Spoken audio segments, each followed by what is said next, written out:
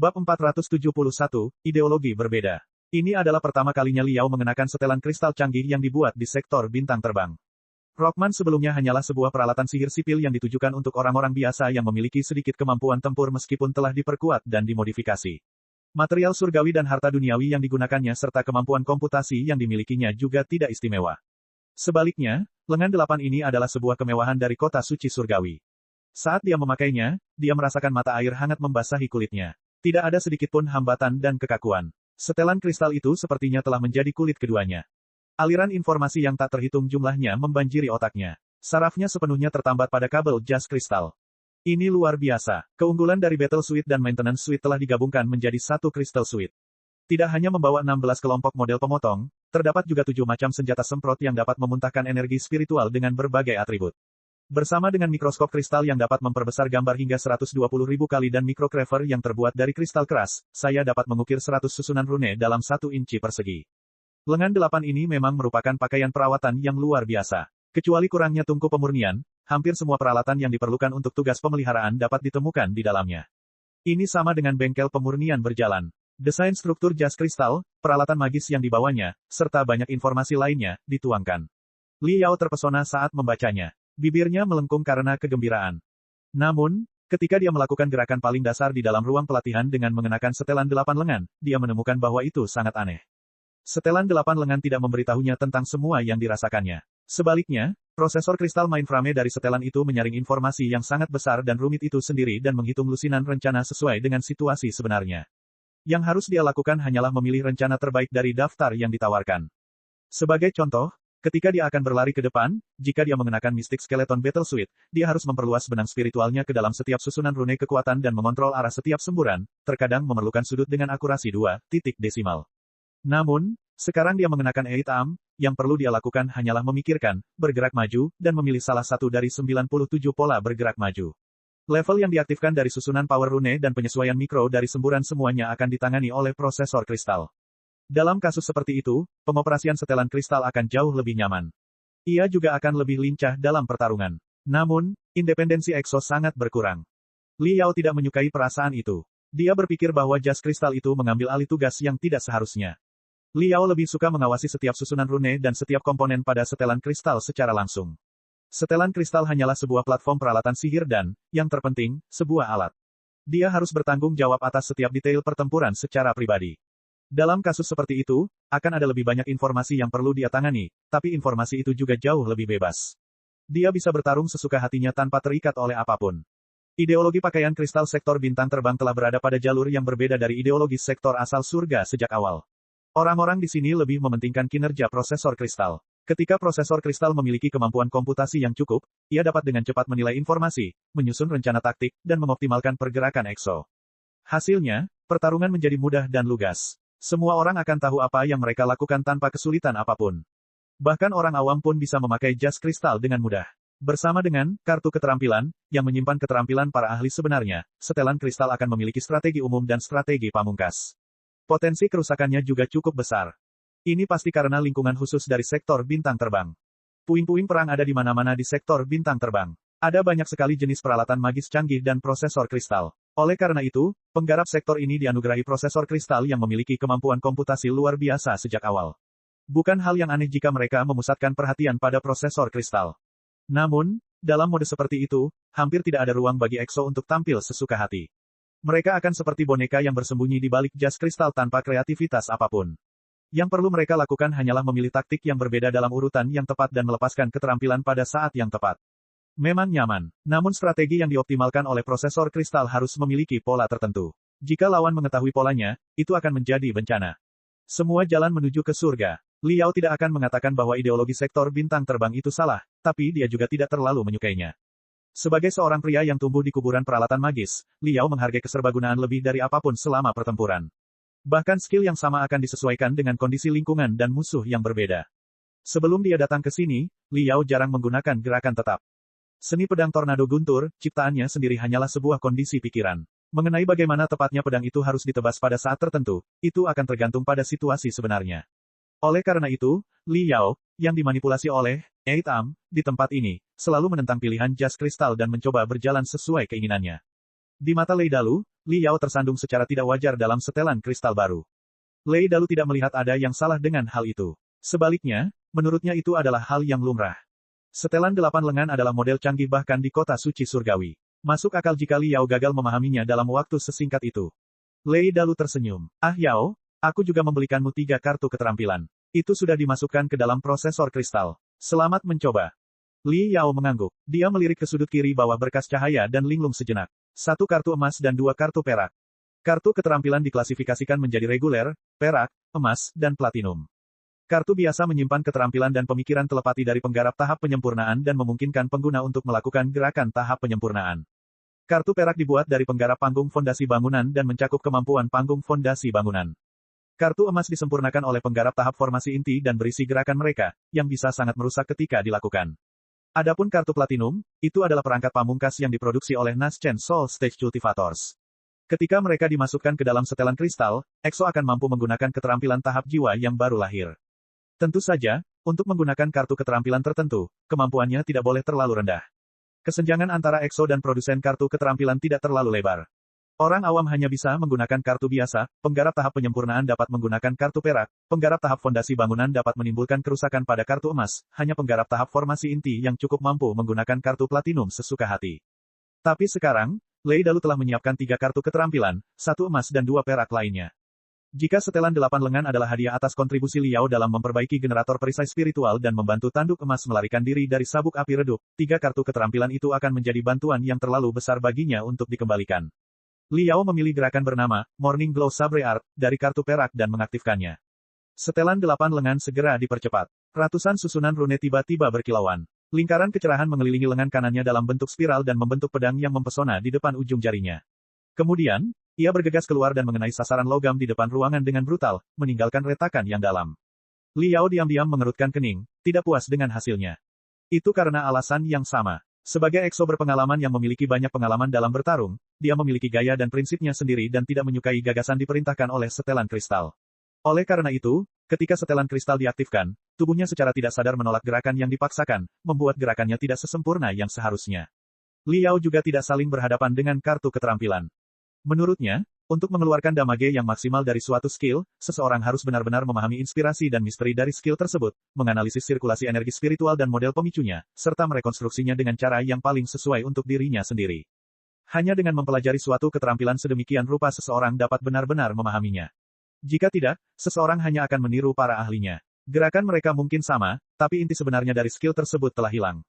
Tampaknya pola pertarungan pakaian kristal sektor bintang terbang tidak sesuai denganku. Tapi itu tidak masalah. Lagi pula aku sendiri adalah seorang pemurni. Saya selalu dapat memodifikasi setelan kristal dan mendistribusikan kembali kemampuan komputasi prosesor kristal. Prosedur penyaringan juga bisa dibatalkan. Dengan begitu, itu akan sama dengan pakaian kristal dari sektor asal surga. Sedangkan untuk kartu keterampilan, saya dapat menggunakannya untuk merasakan kedalaman dari para ahli terbaik selama pelatihan harian saya. Namun dalam pertarungan sebenarnya, menurutku yang terbaik adalah mengandalkan diriku sendiri, pikir Li Yao. Di saluran komunikasi terdengar suara Lei Dalu yang sepertinya menandakan dia sedang sakit gigi. Ah Yao, nampaknya kamu tidak berbakat memakai jas kristal. Menurut perhitunganku barusan, tingkat sinkronisasi antara kamu dan jas kristal hanya 37%. Ini, sebenarnya cukup rendah. Tingkat sinkronisasi adalah pengukuran yang sangat penting ketika berhubungan dengan penggarap dan pakaian kristal di sektor bintang terbang. Karena pakaian kristal di sektor ini semuanya memiliki kemampuan tempur independen yang sangat tinggi, faktor yang paling menentukan profesionalisme seorang EXO biasanya adalah koordinasi dan kerjasama antara mereka dan pakaian kristal mereka. Tingkat sinkronisasi yang tinggi menunjukkan bahwa tubuh EXO telah menyatu dengan setelan kristal dan kepalanya telah terintegrasi ke dalam prosesor kristal. Secara alami, mereka dapat mengeluarkan potensi penuh dari setelan kristal tersebut. Keyakinan Li Yao sangat bertolak belakang dengan keyakinan para penggarap sektor bintang terbang. Dia seperti seorang tiran yang tidak masuk akal yang bersikeras mengendalikan setiap detail dari jas kristal itu. Prosesor kristal selalu mengalami konflik dengannya. Merupakan keajaiban jika tingkat sinkronisasinya tinggi. Tingkat sinkronisasi sebesar 37% bahkan tidak dapat dihitung sebagai tingkat ketiga di sektor bintang terbang. Sebagian besar pakar di sektor ini memiliki tingkat sinkronisasi lebih tinggi dari 60%. Para ahli top terkadang bahkan lebih tinggi dari 90%. Lei Dalu tersenyum. Untungnya, impianmu adalah menjadi ahli dalam pemurnian. Pakaian pemeliharaan berbeda dari pakaian pertempuran dan tidak memiliki permintaan yang tinggi pada kecepatan sinkronisasi. Jangan biarkan hal itu terlalu mengganggumu. Li Yao, tentu saja, sama sekali tidak merasa terganggu dengan hal itu. Dia memiliki keyakinannya sendiri dan tidak akan peduli meskipun tingkat sinkronisasinya 0,1%. Dia tersenyum dan berkata dengan sungguh-sungguh, terima kasih banyak, Kapten. Lei Dalu mengeluarkan sebuah kotak logam yang lebih kecil, yang telah diukir dengan garis-garis spiritual yang canggih di keempat sisinya. Kemudian dia melanjutkan, Paman Siong memberitahuku bahwa yang paling kamu kuasai bukanlah modifikasi dan pemeliharaan peralatan sihir berskala besar, melainkan peralatan sihir pribadi. Kamu bahkan telah memperbaiki banyak peralatan sihir anak-anak muda di masa itu. Kam pembunuh harimau. Bocah nakal Zhao Guo itu bahkan pergi menantang Liao Meng dari tim penyerang beberapa hari yang lalu. Ketika pedang mereka bertabrakan, senjata Liao Meng penyok karena pukulan keras sementara senjata Zhao Meng baik-baik saja. Pedang tempur Liao Meng terbuat dari baja arus surgawi dan batu emas hitam dan baru saja dipoles oleh seorang pemurni. Itu adalah yang paling tajam dari semuanya dan dia menghargainya lebih dari nyawanya. Tidak ada seorang pun yang mengantisipasi hasil seperti itu. Kemarahan terus berlanjut wajahnya. Bahkan Paman Siong cukup terkejut ketika dia datang dan memeriksanya. Tampaknya semua orang masih meremehkanmu ketika mereka mengira mereka melebih-lebihkanmu. Paman Siong mengatakan bahwa dia paling ahli dalam pemeliharaan dan modifikasi kapal luar angkasa dan dia tidak banyak mengajarimu tentang peralatan sihir pribadi, terutama pakaian kristal. Tidak banyak yang bisa dia lakukan selain menawarkan ini padamu, penggunaan yang baik. Ini, 4 kata raksasa yang membekukan darah yang terukir di kotak logam membuat pupil Li Yao tiba-tiba mengecil. Dunia pakaian kristal. Bab 472, Dunia pakaian kristal. Peradaban manusia di sektor bintang terbang berbasis di luar angkasa. Sulit bagi orang untuk berkomunikasi satu sama lain. Oleh karena itu, penggarap sektor ini memusatkan banyak perhatian pada pengembangan tanah ilusi besar dan perhubungan spiritual. Penggarap sektor bintang terbang telah menyempurnakan menara spiritual yang tak terhitung jumlahnya yang dapat menyerap energi spiritual di alam semesta secara otomatis dan meluncurkannya ke lautan bintang selama ribuan tahun terakhir. Dengan menara spiritual di ruang angkasa sebagai simpulnya, neksus spiritual secara bertahap berkembang dan mencakup sebagian besar sektor bintang terbang. Semua orang akhirnya terhubung. Bagi para penggarap sektor bintang terbang, mereka telah mengembangkan tanah ilusi besar yang tak terhitung jumlahnya di neksus spiritual sebagai platform di mana mereka dapat berbicara satu sama lain tentang pelatihan. Penggarap pedang memiliki platformnya sendiri, begitu pula ahli tato spiritual, ilusi agung, dan profesi lainnya. Dunia setelan kristal adalah negeri ilusi besar yang terbesar dan paling profesional. Itu adalah platform tentang pakaian kristal untuk pengguna kelas atas. Dari penyempurnaan, pemeliharaan, dan modifikasi pakaian kristal hingga pemanfaatan, keterampilan tempur, dan taktik kerjasama, dan dari pakaian sipil hingga pakaian perang, dari pakaian pertanian hingga pakaian pemeliharaan, setiap topik dapat dipelajari dan didiskusikan di platform. Seorang penyuling dapat mengobrol dengan sesama penyuling di dunia pakaian kristal tentang masalah teknis yang membingungkan mereka. Seorang EXO dapat memainkan game simulasi dan bertukar pengalaman mereka dengan sesama penggarap yang berada di puluhan zona luar angkasa di platform pencocokan sekunder setelah World of Crystal Suites. World of Crystal Suites dibagi menjadi 2 zona. Zona reguler menargetkan petarung biasa dan remaja. Tingkat simulasinya tidak terlalu tinggi. Itu hampir dianggap sebagai video game super besar. Tujuan dari zona ini adalah untuk mempromosikan produk dan membangkitkan minat remaja. Sementara itu, zona profesional merupakan simulasi sempurna dari dunia nyata. Setelan kristal tervirtualisasi di Grid Illusionary Land di sana memiliki komponen yang identik dengan detail yang sama dengan yang ada pada setelan kristal asli. Untuk mencapai efek seperti itu, tidak hanya diperlukan neksus spiritual antar ruang yang kuat dan stabil, prosesor kristal khusus juga diperlukan. Jika tidak, ketika pemandangan di dalam World of Crystal Suites menjadi terlalu sibuk, informasi yang melonjak pasti akan menghancurkan prosesor kristal yang menanganinya. World of Crystal Suites adalah pusat pelatihan sektor bintang terbang, yang diciptakan oleh Grid Illusionary Groups, sebuah perusahaan gabungan dari 6 sekte utama kota suci surgawi. Kotak logam yang baru saja diberikan Lei Dalu kepada Li Yao berisi helm emas cerah dan ramping dengan ukiran, ilusi hebat di bagian belakang dengan gaya vintage. Itu adalah versi terbaru dari prosesor kristal khusus untuk World of Crystal Suites yang dirilis oleh Grid Illusionary Groups. Lebih dari 3.000 teknik telah ditanamkan ke dalam helm, yang setara dengan kabin simulasi besar meski ukurannya kecil.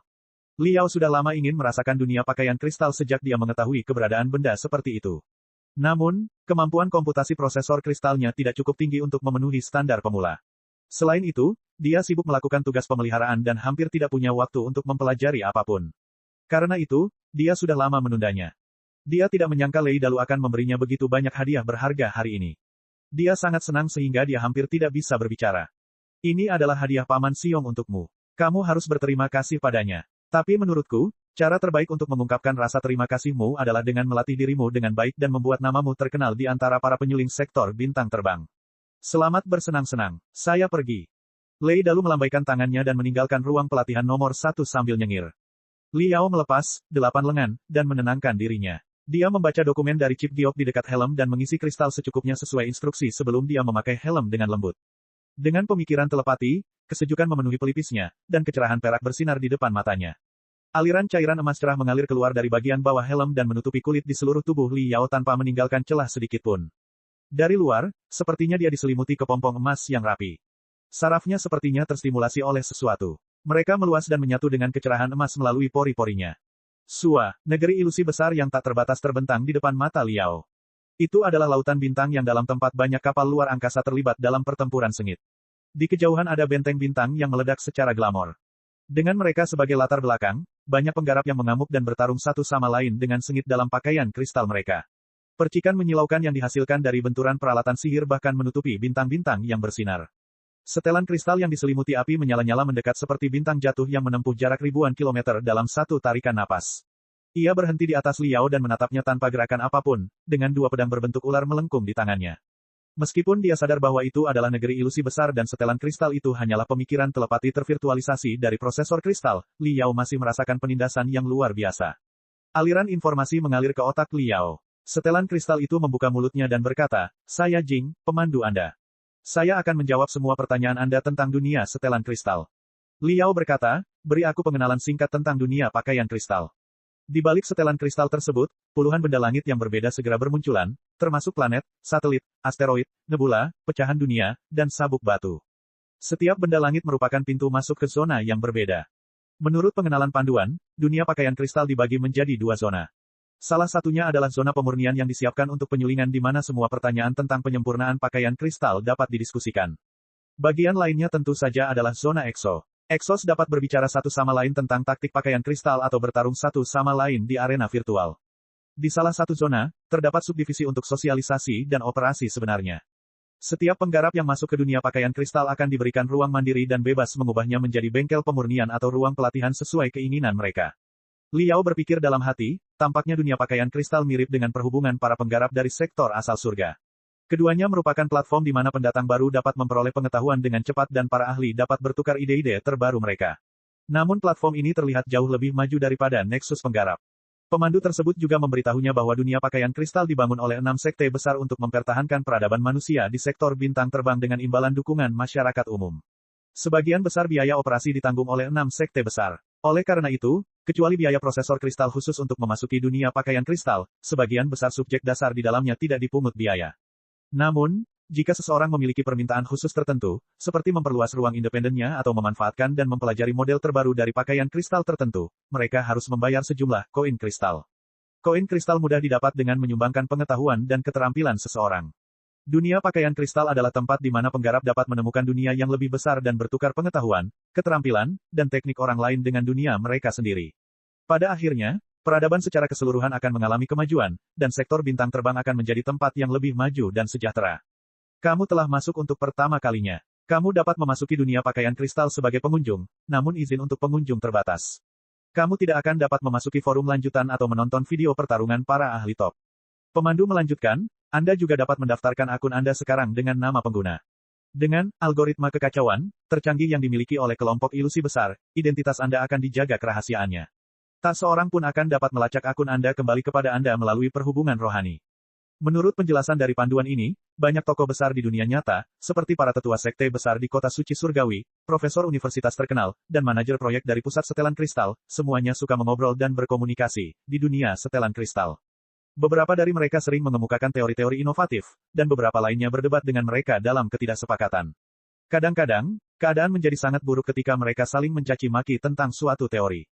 Semua pengguna pada kenyataannya adalah selebritas yang dihormati. Pendapat yang mereka ungkapkan sangat berbobot. Tentu saja, mereka ingin meninggalkan apa yang terjadi di dalam dunia setelan kristal di dalam dunia setelan kristal. Algoritma kekacauan, yang dikembangkan oleh kelompok ilusi besar dapat sepenuhnya mengenkripsi setiap alamat pengguna di Nexus spiritual melalui kumpulan kekacauan virtual. Tidak ada yang bisa mengetahui siapa pengguna sebenarnya. Oleh karena itu, setiap orang bebas mengatakan dan melakukan apapun yang mereka inginkan di negeri ilusi besar. Tentu saja, seiring dengan semakin besarnya pengaruh World of Crystal Suites, banyak selebriti dunia nyata yang memutuskan untuk tampil dengan identitas aslinya agar dapat lebih mempromosikan diri mereka sendiri.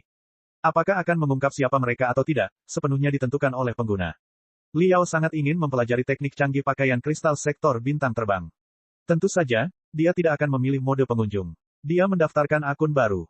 Nama pengguna saya adalah Fienstar. Semua bidang opsional dibiarkan kosong. Mengenai aspek apa yang paling dia kuasai, Liao merenung sejenak dan mengetik 3 item.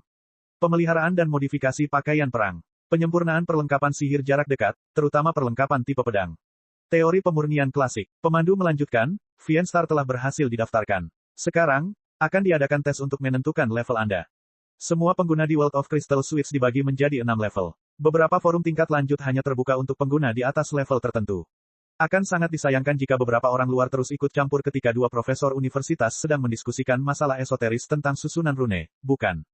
Tingkat paling bawah adalah, tidak diklasifikasikan, yang mengacu pada orang-orang biasa dan pihak luar dalam perdagangan. Tingkat kedua adalah, magang. Itu merujuk pada siswa dari bidang tertentu. Tingkat ketiga adalah, elit. Gelar ini berarti bahwa pengguna memiliki pengetahuan mendalam tentang bidang tertentu dan mahir dalam beberapa masalah. Mereka memenuhi syarat untuk mencerahkan para pendatang baru dan peserta magang. Tingkat keempat adalah, spesialis. Itu sudah merupakan standar yang sangat tinggi. Tingkat kelima adalah, master, dan tingkat tertinggi adalah, grandmaster. Seperti namanya, hanya pemimpin perdagangan yang paling terkenal dan tidak diragukan lagi yang dapat diberikan gelar tersebut.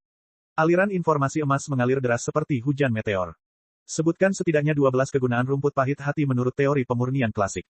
Apa hubungan antara radian pedang dan kerusakannya? Dalam ilustrasi ini, susunan rune kelas petir telah diukir di kedua sisi pedang.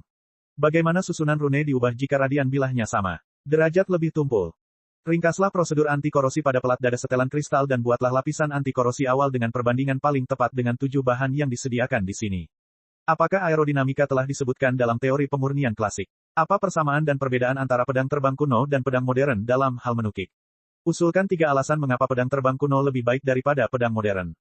Bab 473, berkilau.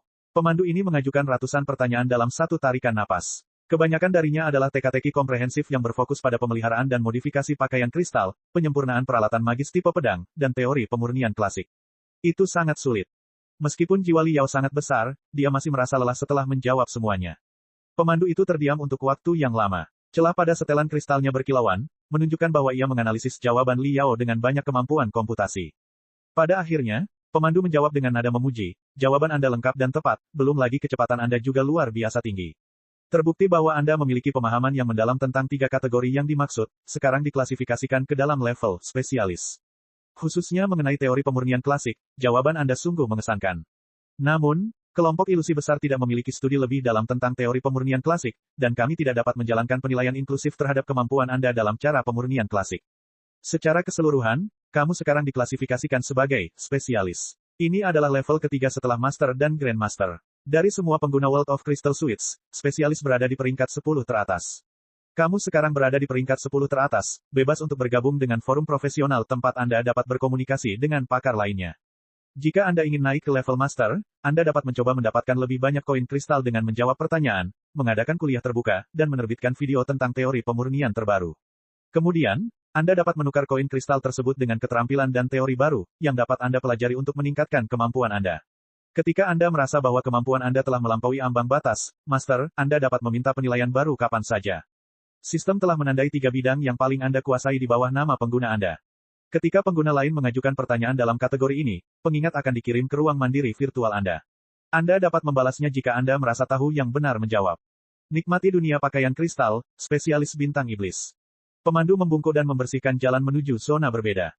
Li Yao tersenyum. Level spesialis tidak terlalu buruk. Seharusnya itu cukup baginya untuk memanfaatkan sebagian besar zona di dalam World of Crystal Suites.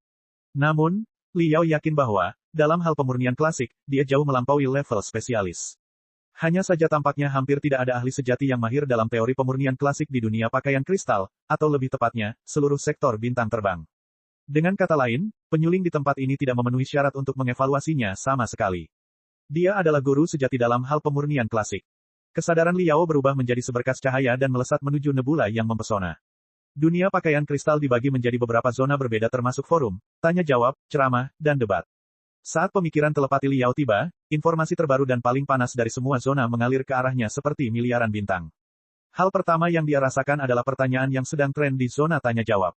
Bagaimana rasanya terlibat dalam pertarungan mengenakan setelan kristal super cepat dengan lebih dari 160 rangkaian power rune? Aksesori apa saja di bawah $50.000 Flying Star yang dapat secara signifikan meningkatkan kemampuan tempur setelan kristal saat dipasang? Saya adalah seorang kultivator di tengah tahap penyempurnaan, dan saya sudah berusia 36 tahun. Hidup saya sejauh ini berantakan. Saat ini, saya ingin mengubah diri saya dan menjadi EXO yang hebat. Apakah ada harapan untuk itu? Saya. Keterampilan apa saja yang sangat membantu dalam pertempuran dan dapat dipelajari dalam waktu 3 hari? Keterampilan apa yang Anda sesali karena tidak Anda ketahui sebelumnya dan ingin Anda rekomendasikan kepada generasi muda? Pakaian kristal baru manakah dari 30 tahun terakhir yang dapat dianggap tercanggih? Dari 3 pusat setelan kristal utama, apa perbedaan gaya, sekolah es dan sekolah hati perak? Manakah dari keduanya yang lebih cocok untuk penggarap yang memiliki keunggulan dalam kekuatan fisik? Pertanyaan yang sedang tren, seperti di atas, semuanya memiliki lebih dari 500 jawaban. Jawaban paling panas semuanya mendapat lebih dari 100.000 suara positif. Wow, seperti tikus yang berkeliaran di toko beras, Li Yao sangat senang. Dia membuka pertanyaan pertama, bagaimana rasanya memakai setelan kristal super cepat, dan mulai menjelajah. Jawaban yang paling banyak mendapat suara positif ditulis oleh Long Feihu, seorang pengguna yang menggunakan nama aslinya.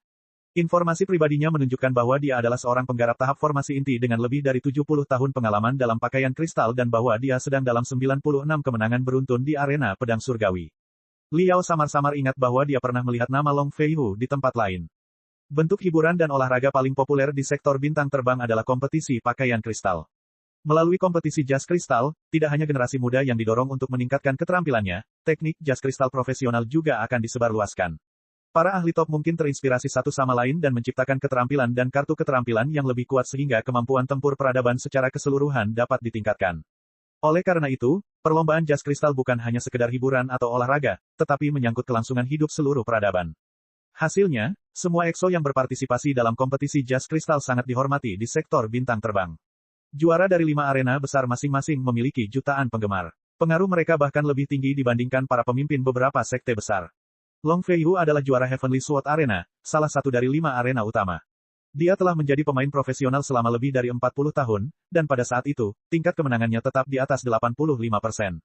Dikatakan bahwa dia telah mencapai terobosan baru-baru ini. Oleh karena itu, ia berhasil menorehkan prestasi luar biasa dengan meraih 96 kemenangan terus-menerus, dan jumlah tersebut masih terus bertambah. Tidak heran jawabannya berada di urutan teratas dan mendapat suara positif dari banyak orang. Kecepatan juga merupakan faktor yang sangat penting dalam strategi tempur saya. Biarkan saya melihat apakah saya dapat belajar sesuatu dari Long Feihu, Raja Pedang Surgawi. Liao memusatkan perhatiannya dan terus membaca jawaban Long Feihu.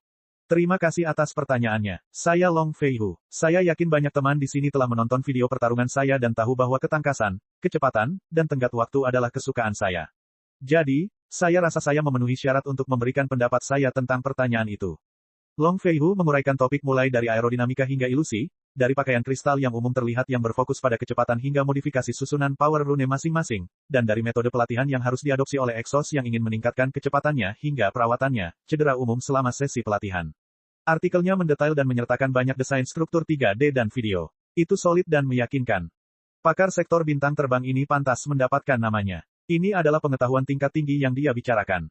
Jika ahli seperti itu bersedia memberikan semua yang telah mereka pelajari dalam hidup mereka untuk generasi muda, saya tidak tahu berapa banyak pendatang baru yang akan mendapat manfaat dari pencerahannya, dan berapa banyak orang yang akan tersulut oleh percikan api dan memulai jalur budidaya, menjadikannya sebagai panutan. Inilah poin paling berharga dari dunia pakaian kristal dan rahasia kemakmuran peradaban manusia di sektor bintang terbang. Li Yao tenggelam dalam pikirannya. Meskipun orang-orang di sektor bintang terbang tersesat di lautan bintang dan berjauhan satu sama lain, sikap mereka terhadap budidaya jauh lebih terbuka dan dengan cadangan yang jauh lebih sedikit dibandingkan dengan sektor asal surga. Jika dipikir-pikir dengan lebih hati-hati, itu ada hubungannya dengan lingkungan hidup mereka yang berbeda. Sekte utama sektor bintang terbang semuanya tersebar di lautan bintang. Li Yao benar-benar dapat membayangkan bahwa, ribuan tahun yang lalu, ketika api perang baru saja padam dan neksus spiritual belum terbentuk, sebuah sekte budidaya di kapal luar angkasa akan berkeliaran dalam kegelapan tanpa akhir selama puluhan atau bahkan ratusan, bertahun-tahun. Pastilah itu merupakan perjalanan yang sepi. Ya, kesepian. Bagaimanapun, umat manusia adalah spesies yang suka berteman. Beberapa kapal luar angkasa dan sekte dengan beberapa ratus ribu orang tidak akan mewariskan peradaban. Ketika sebuah sekte hanyut di lautan bintang, melawan binatang iblis dan penggarap iblis selama ratusan tahun, dan membusuk karena kehilangan tenaga, tiba-tiba, sekte tersebut bertemu dengan sekte lain yang bertarung berdampingan dengannya. Perasaan, saya tidak sendirian di alam semesta, dapat dengan mudah diterjemahkan ke dalam semangat komunikasi.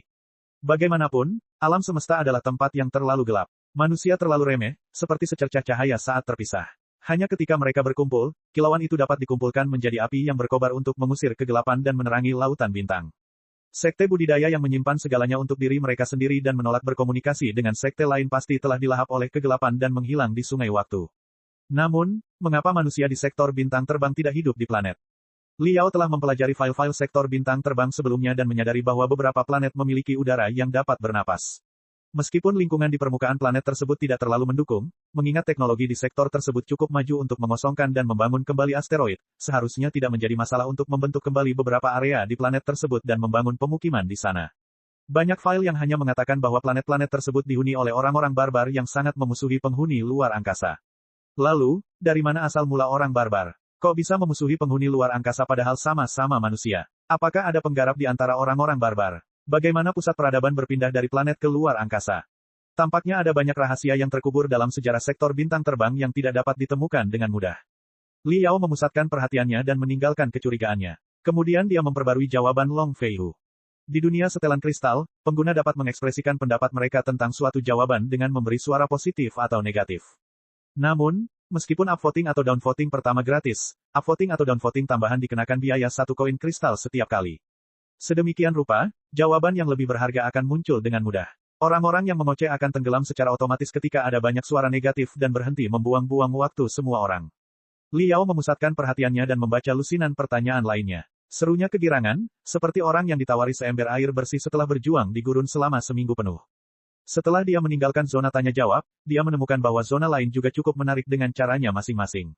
Di zona perkuliahan, para ahli memperkenalkan teori-teori terbarunya. Karena Liao sudah ditandai sebagai seorang spesialis, dia dapat mengadakan ceramahnya sendiri mengenai penyempurnaan peralatan magis tipe pedang atau teori pemurnian klasik.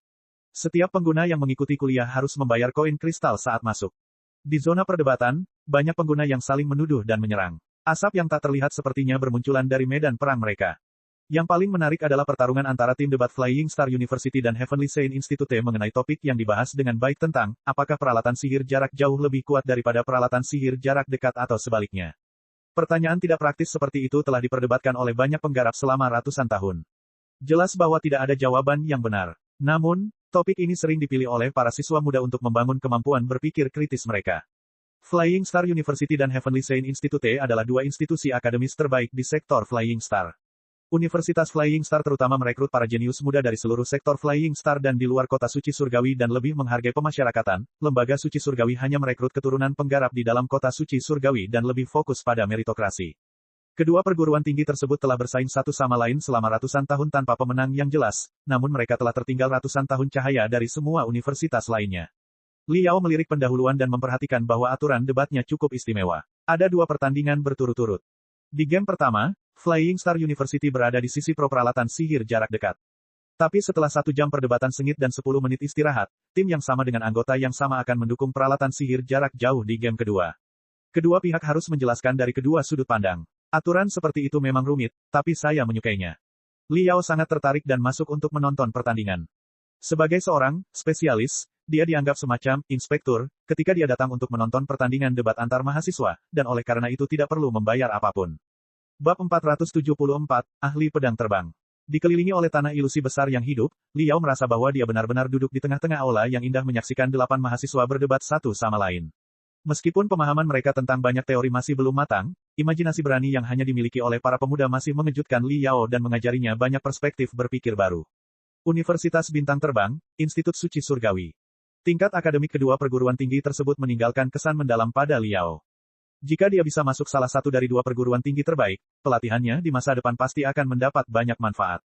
Tentu saja, dengan posisinya saat ini di panggung fondasi bangunan tingkat tinggi, dia tidak akan bergabung dengan mereka sebagai siswa. Liao percaya bahwa kemampuannya lebih dari cukup untuk memberinya tempat sebagai guru di salah satu dari 2 perguruan tinggi tersebut. Namun, guru biasanya memiliki tugas mengajar yang membosankan dan mungkin tidak dapat memahami filosofi budidaya terkini. Butuh waktu bertahun-tahun bagi seorang guru untuk naik satu demi satu, Liao tidak punya waktu untuk membuang waktu. Aku perlu memikirkan baik-baik tentang apa yang harus kulakukan selanjutnya, pikir Liao dalam hati. Selama 7 hari berikutnya, Liao menghabiskan seluruh waktunya di dunia pakaian kristal dengan hampir tidak ada istirahat atau tidur dan membaca 5.000 pertanyaan yang sedang tren dan jawabannya. Karena keterbatasan neksus spiritual, pertanyaannya tidak dapat menjelaskan secara mendalam. Namun bagi Liao, itu sudah cukup untuk memberinya gambaran umum tentang teori pemurnian sektor bintang terbang. Teori-teori tersebut menyatu dengan teori pemurnian klasik dan teori sektor asal surga. Reaksi misterius pun terpicu. Banyak masalah yang telah lama mengganggu Li Yao kini dapat diselesaikan dengan mudah dengan pola pikir baru. Sekarang setelah dia memahami cukup banyak teori mendasar, Li Yao siap memodifikasi pakaian kristalnya. Saat ini, dia memiliki 3 setelan kristal, Rockman, Eight Arm, dan Mystic Skeleton. Pakaian tempur kerangka mistik adalah yang paling menakjubkan dari semuanya, tapi itu telah ditambahkan dengan terlalu banyak jaringan tubuh naga tengkorak dan sisa-sisa perlengkapan sihir kuno. Bukan ide yang baik untuk memakainya di siang hari bolong. Rockman nyaman untuk bermanuver, tapi terlalu buruk. Selain itu, sebagai peralatan sihir sipil, kemampuan tempurnya terlalu rendah. Masalah dengan Eight Arm Suite adalah prosesor kristalnya selalu ikut campur dan tidak sesuai dengan gaya bertarung Li Yao. Oleh karena itu, Li Yao bersiap untuk menyewa bengkel profesional untuk modifikasi setelan kristal saat dia tiba di zona luar angkasa 1000 layar dan melakukan peningkatan penuh pada lengan 8. Hal ini sebagian dimaksudkan untuk meningkatkan kemampuan tempurnya, dan sebagian lagi untuk menghilangkan pola bertarung yang telah ditetapkan sebelumnya. Ini adalah pertama kalinya dia memodifikasi setelan kristal canggih dari sektor bintang terbang. Untuk menghindari risiko yang tidak perlu, dia memutuskan untuk melakukan simulasi di World of Crystal Suites terlebih dahulu. Karena dia diklasifikasikan sebagai spesialis setelah penilaian, sistem telah mengkreditkan 10.000 koin kristal kepadanya ketika dia memasuki dunia pakaian kristal. Dia telah menghabiskan semua itu untuk mendekorasi ruang mandirinya menjadi bengkel pemeliharaan serta membeli setelan 8 lengan virtual. Saat dia hendak membongkar 8 lengan virtual, dia menerima pesan pribadi. Seseorang mengundangnya untuk menjawab pertanyaan. Li Yao linglung sejenak. Meskipun dia telah diklasifikasikan sebagai spesialis, dia belum pernah menjawab pertanyaan apapun sebelumnya. Bahkan tak seorang pun boleh mengetahui keberadaannya. Mengapa ada orang yang mengundangnya untuk menjawab pertanyaan? Dia membuka pertanyaan dan menyadari alasannya. Pertanyaannya adalah sebagai berikut, mengapa para penggarap kuno 40.000 tahun yang lalu suka menginjak pedang terbang dan mengendarainya? Bukankah itu melanggar prinsip aerodinamika? Dibandingkan dengan pedang terbang modern, apa kekurangan dari pedang terbang kuno? Ternyata, itu adalah pertanyaan yang melibatkan teori pemurnian klasik. Di sektor bintang terbang, tidak banyak ahli yang berfokus pada teori pemurnian klasik, dan semakin sedikit pula yang mengungkapkan identitas mereka di dunia pakaian kristal. Profil Li Yao menunjukkan bahwa dia adalah seorang ahli dalam teori pemurnian klasik yang disetujui oleh sistem. Li Yao berasumsi bahwa orang yang mengajukan pertanyaan tersebut telah mencari dan mengirimkan undangan ke semua pengguna yang ditandai sebagai ahli dalam teori pemurnian klasik. Merenung sejenak, Li Yao berpikir bahwa tidak pantas jika dia mengintai dan menjarah kemurahan hati sektor bintang terbang selama 7 hari tanpa mengembalikan apapun. Dia harus menyumbangkan ide-idenya dan mendiskusikannya dengan rekan-rekannya. Oleh karena itu, dia membuka pertanyaan dan mulai membaca. Sudah ada hampir 100 jawaban di bawah uraian pertanyaan. Beberapa jawaban di atas semuanya menyeluruh dan konkret dengan banyak gambar. Argumen mereka juga cukup valid. Banyak rekan kultivator yang mengomentari jawaban ini dalam diskusi yang memanas. Suasananya cukup bagus. Li Yao mengamati jawabannya. Kemudian dia mengerutkan kening, karena menurutnya beberapa jawabannya terlalu bias. Berpikir sejenak, Li Yao mulai menulis jawabannya sendiri. Terima kasih atas undangannya. Saya hanya penggemar teori pemurnian klasik, tetapi saya harus mengatakan bahwa saya tidak setuju dengan jawaban yang menempati peringkat teratas untuk saat ini. Saat kita, para penggarap ditantang dengan sebuah pertanyaan, kita harus selalu memastikan bahwa pertanyaan itu sendiri adalah pertanyaan yang sah sebelum kita menjawabnya. Misalnya, pertanyaan ini rupanya adalah troll. Tidak semua penggarap kuno mengendarai pedang terbang mereka. Di sana ada banyak cara memanipulasi pedang terbang untuk penggarap kuno. 3 di antaranya adalah yang paling umum. Terlebih lagi, pedang terbang kuno, tentu saja, memiliki kelemahan dibandingkan dengan pedang terbang modern. Namun, mereka juga memiliki kelebihannya sendiri. Saya bahkan percaya bahwa penggarap modern terlalu merendahkan diri untuk menggali potensi penuh dari peralatan sihir tradisional, namun, pedang terbang kuno merupakan contoh yang baik. Kita telah meremehkan kebijaksanaan para pendahulu kita. Mari kita bicara tentang cara memanipulasi pedang terbang terlebih dahulu. Menginjak pedang terbang dan menungganginya hanyalah salah satunya. Kecuali itu, para penggarap kuno juga bisa menanamkan diri mereka ke dalam pedang mereka. Dengan begitu, pedang yang mempesona akan menjadi segalanya. Ada. Penggarap pedang terbaik bahkan bisa menyimpan diri mereka sendiri dan pedang mereka di satu tempat sambil membunuh seseorang yang jaraknya ribuan kilometer dengan pikiran telepati dan aura pedang mereka lebih cepat daripada pedang terbang modern manapun. Di bawah ini adalah beberapa ilustrasi sederhana dari 3 cara memanipulasi pedang terbang yang baru saja saya bicarakan. Mari kita fokus mengendarai pedang terbang sejenak. Kelihatannya agak konyol dan sepenuhnya bertentangan dengan prinsip aerodinamika. Kecepatannya juga tidak mengesankan. Namun, ada 3 manfaat besar darinya. Pertama, kelincahan kultivator meningkat pesat. Mereka akan mampu melakukan gerakan menghindar dalam skala kecil di area kecil. Melayang di tengah angin kencang tidak lagi menjadi masalah. Kedua, kultivator mempunyai indera yang lebih tajam terhadap gelombang spiritual di udara ketika kulit mereka terbuka. Lebih mudah bagi mereka untuk mendeteksi jejak musuh mereka juga. Ketiga, penggarap dapat memanggil peralatan magis mereka dengan nyaman ketika mereka berhadapan dengan musuh. Kita semua paham bahwa perbedaan 0,1 detik sudah cukup untuk menentukan hidup dan mati antara dua ahli top. Dengan tiga keunggulan tersebut, tidak sepenuhnya tidak dapat diterima bahwa kecepatan absolut pedang terbang relatif rendah. Teknik yang digunakan oleh pedang terbang kuno sebenarnya telah diwariskan hingga hari ini dan berevolusi menjadi tiga jenis peralatan sihir yang berbeda. Pertama, angkutan ulang-alik, yang menggantikan pedang terbang sebagai kendaraan. Kedua, peluru dan pedang terbang mini satu kali, yang tampaknya berasal dari lontaran pedang terbang kuno. Ketiga, pedang dan pedang praktis seperti pedang rantai, yang juga terinspirasi oleh teknik jarak dekat dan teknik pemicu aura dari pedang terbang kuno. Para penggarap saat ini telah mendalami fraksionasi peralatan magis lebih dalam. Ketiga aspek tersebut telah dibagi dan dikembangkan masing-masing. Peningkatan signifikan telah dilakukan pada pesawat ulang-alik, peluru, dan pedang jarak dekat. Rantai industri yang lengkap dan menyeluruh juga telah terbentuk. Tetapi kita tidak boleh lupa bahwa ketiga rantai industri ini tidak akan pernah bisa dibangun tanpa perkembangan yang memadai dari peradaban budidaya kita serta fasilitas logistik, penelitian, dan manufaktur yang diperlukan. Penggarap masa kini dapat dengan mudah membeli pesawat ulang-alik, pedang terbang, senjata api, dan peluru yang sesuai di toko peralatan sihir. Barang-barang tersebut dapat disimpan tanpa masalah jika rusak. Kerugiannya tidak signifikan bahkan jika kita membuangnya begitu saja.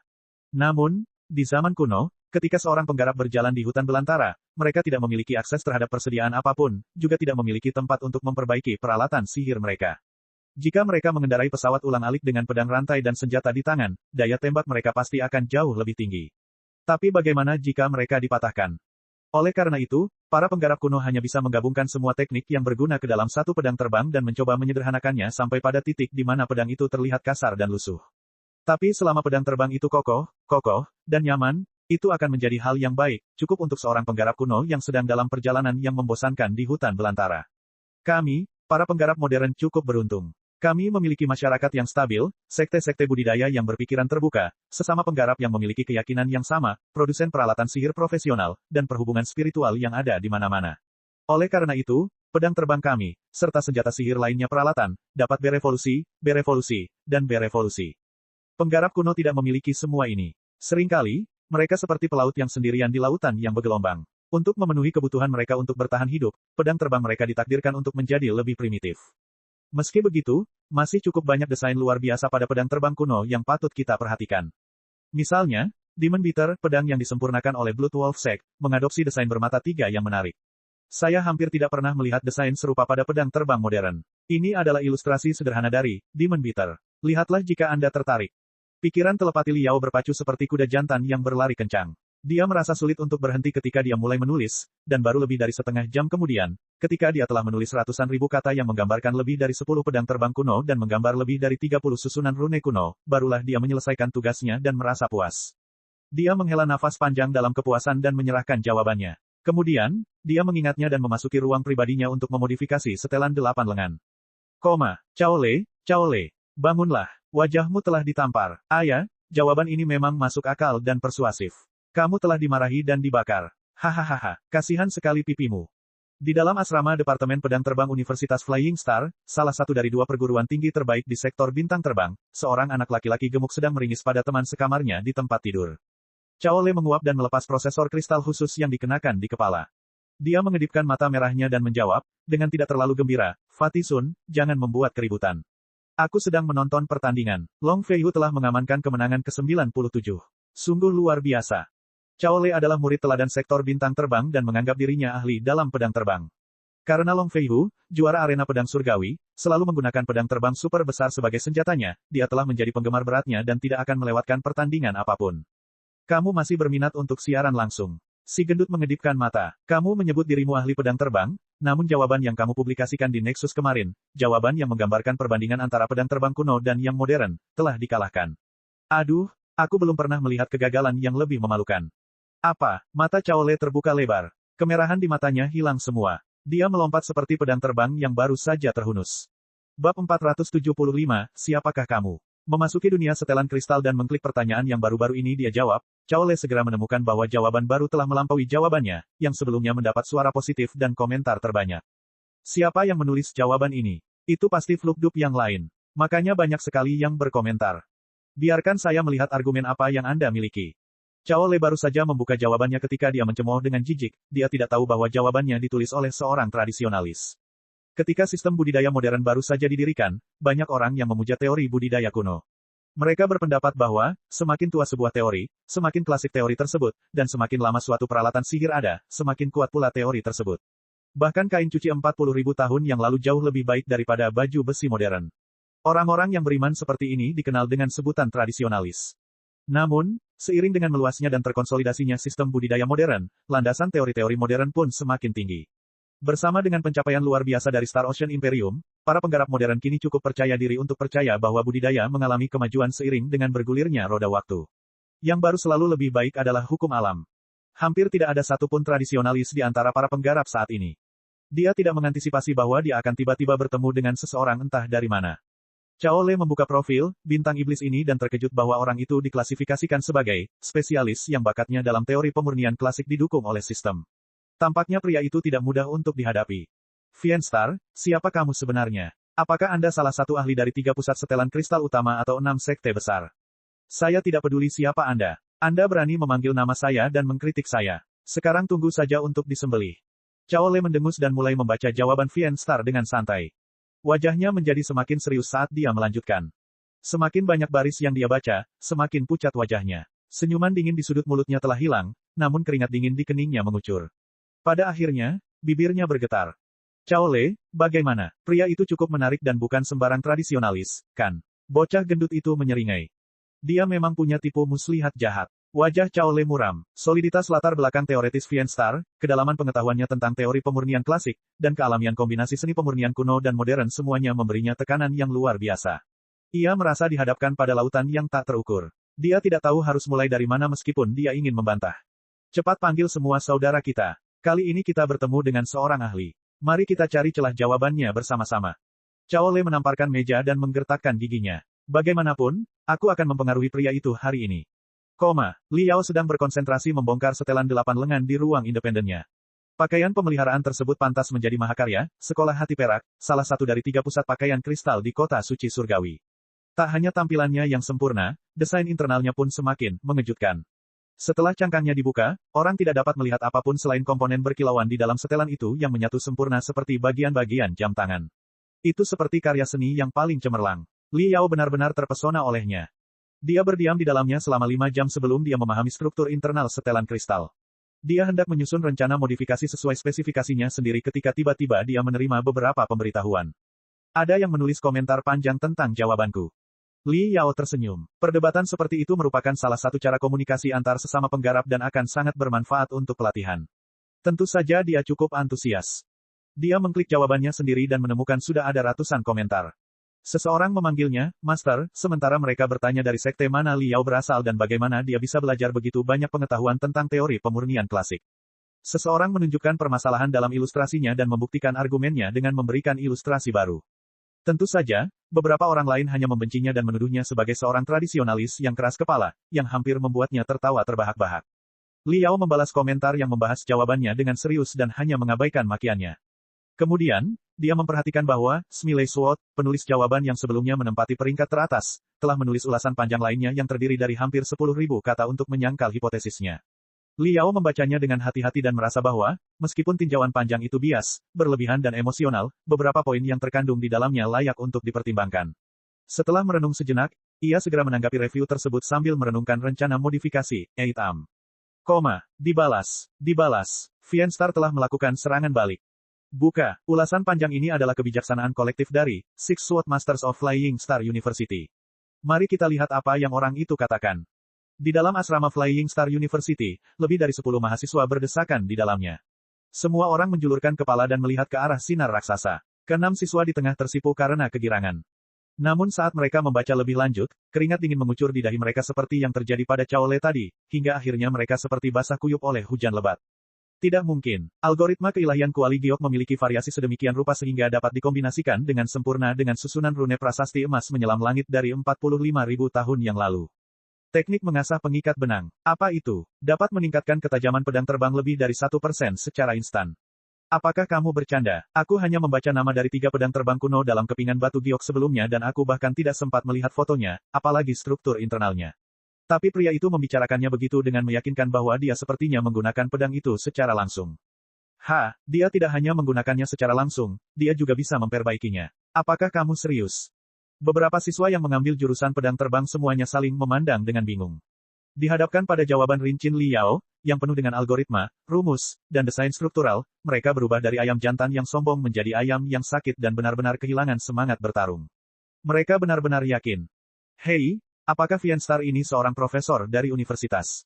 Sangat mungkin, sangat mungkin. Tidak ada ahli yang begitu cemerlang baik di sekolah kita maupun di Departemen Pedang Terbang di Institut Orang Suci Surgawi. Orang itu berbicara tentang teori-teori kuno kaum tradisionalis seolah-olah teori itu masih praktis. Bahkan saya hampir membelinya. Kirimkan beberapa artikel ke profesor kami. Han Ziking adalah seorang profesor muda di Departemen Pedang Terbang di Universitas Flying Star. Ia dilahirkan dan dibesarkan di Black Summit Sword Sect, salah satu dari 6 sekte utama sektor bintang terbang. Menerima pelatihan pedang paling keras sejak dia masih kecil, dia telah mencapai level luar biasa baik dalam teori maupun pertarungan praktis. Dia bisa saja ditugaskan ke posisi penting di Black Summit Sword Sect, tapi dia tidak mengejar apapun kecuali seni pedang dan akhirnya bergabung dengan Universitas Flying Star sebagai pengajar bagi para penggarap pedang. Ketika dia menerima panggilan bantuan dari para siswa, Han Ziking agak terkejut. Dia tahu Cao Lei adalah seorang pemuda yang sombong.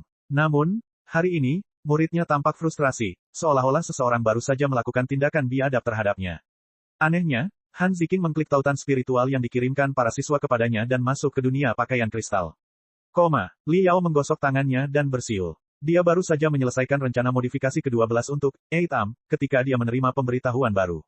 Dia memeriksa kotak suratnya dan menemukan bahwa ratusan rekan penggarap telah menghubunginya. Banyak dari mereka yang mengajukan argumen menentang jawaban barunya. Beberapa dari mereka bahkan mengajukan pertanyaan baru tentang teori pemurnian klasik dan ingin dia menjawabnya. Sangat menarik. Li Yao akhirnya mengerti mengapa semua orang menyukai dunia pakaian kristal. Saling bertukar pendapat tentang teori-teori budidaya sangat membantu mereka untuk meningkatkan diri, terlepas dari apakah pendapat itu benar atau salah. Meskipun Li Yao tidak begitu setuju dengan jawaban-jawaban tertentu, jawaban-jawaban itu bukannya tanpa poin cemerlang. Selain itu, ketika dia membalas bantahan tersebut, dia juga memilah-milah dan mengasah teorinya pada saat yang bersamaan. Hanya dalam waktu setengah hari, dia merasa idenya jauh lebih jelas dan keyakinannya semakin kuat.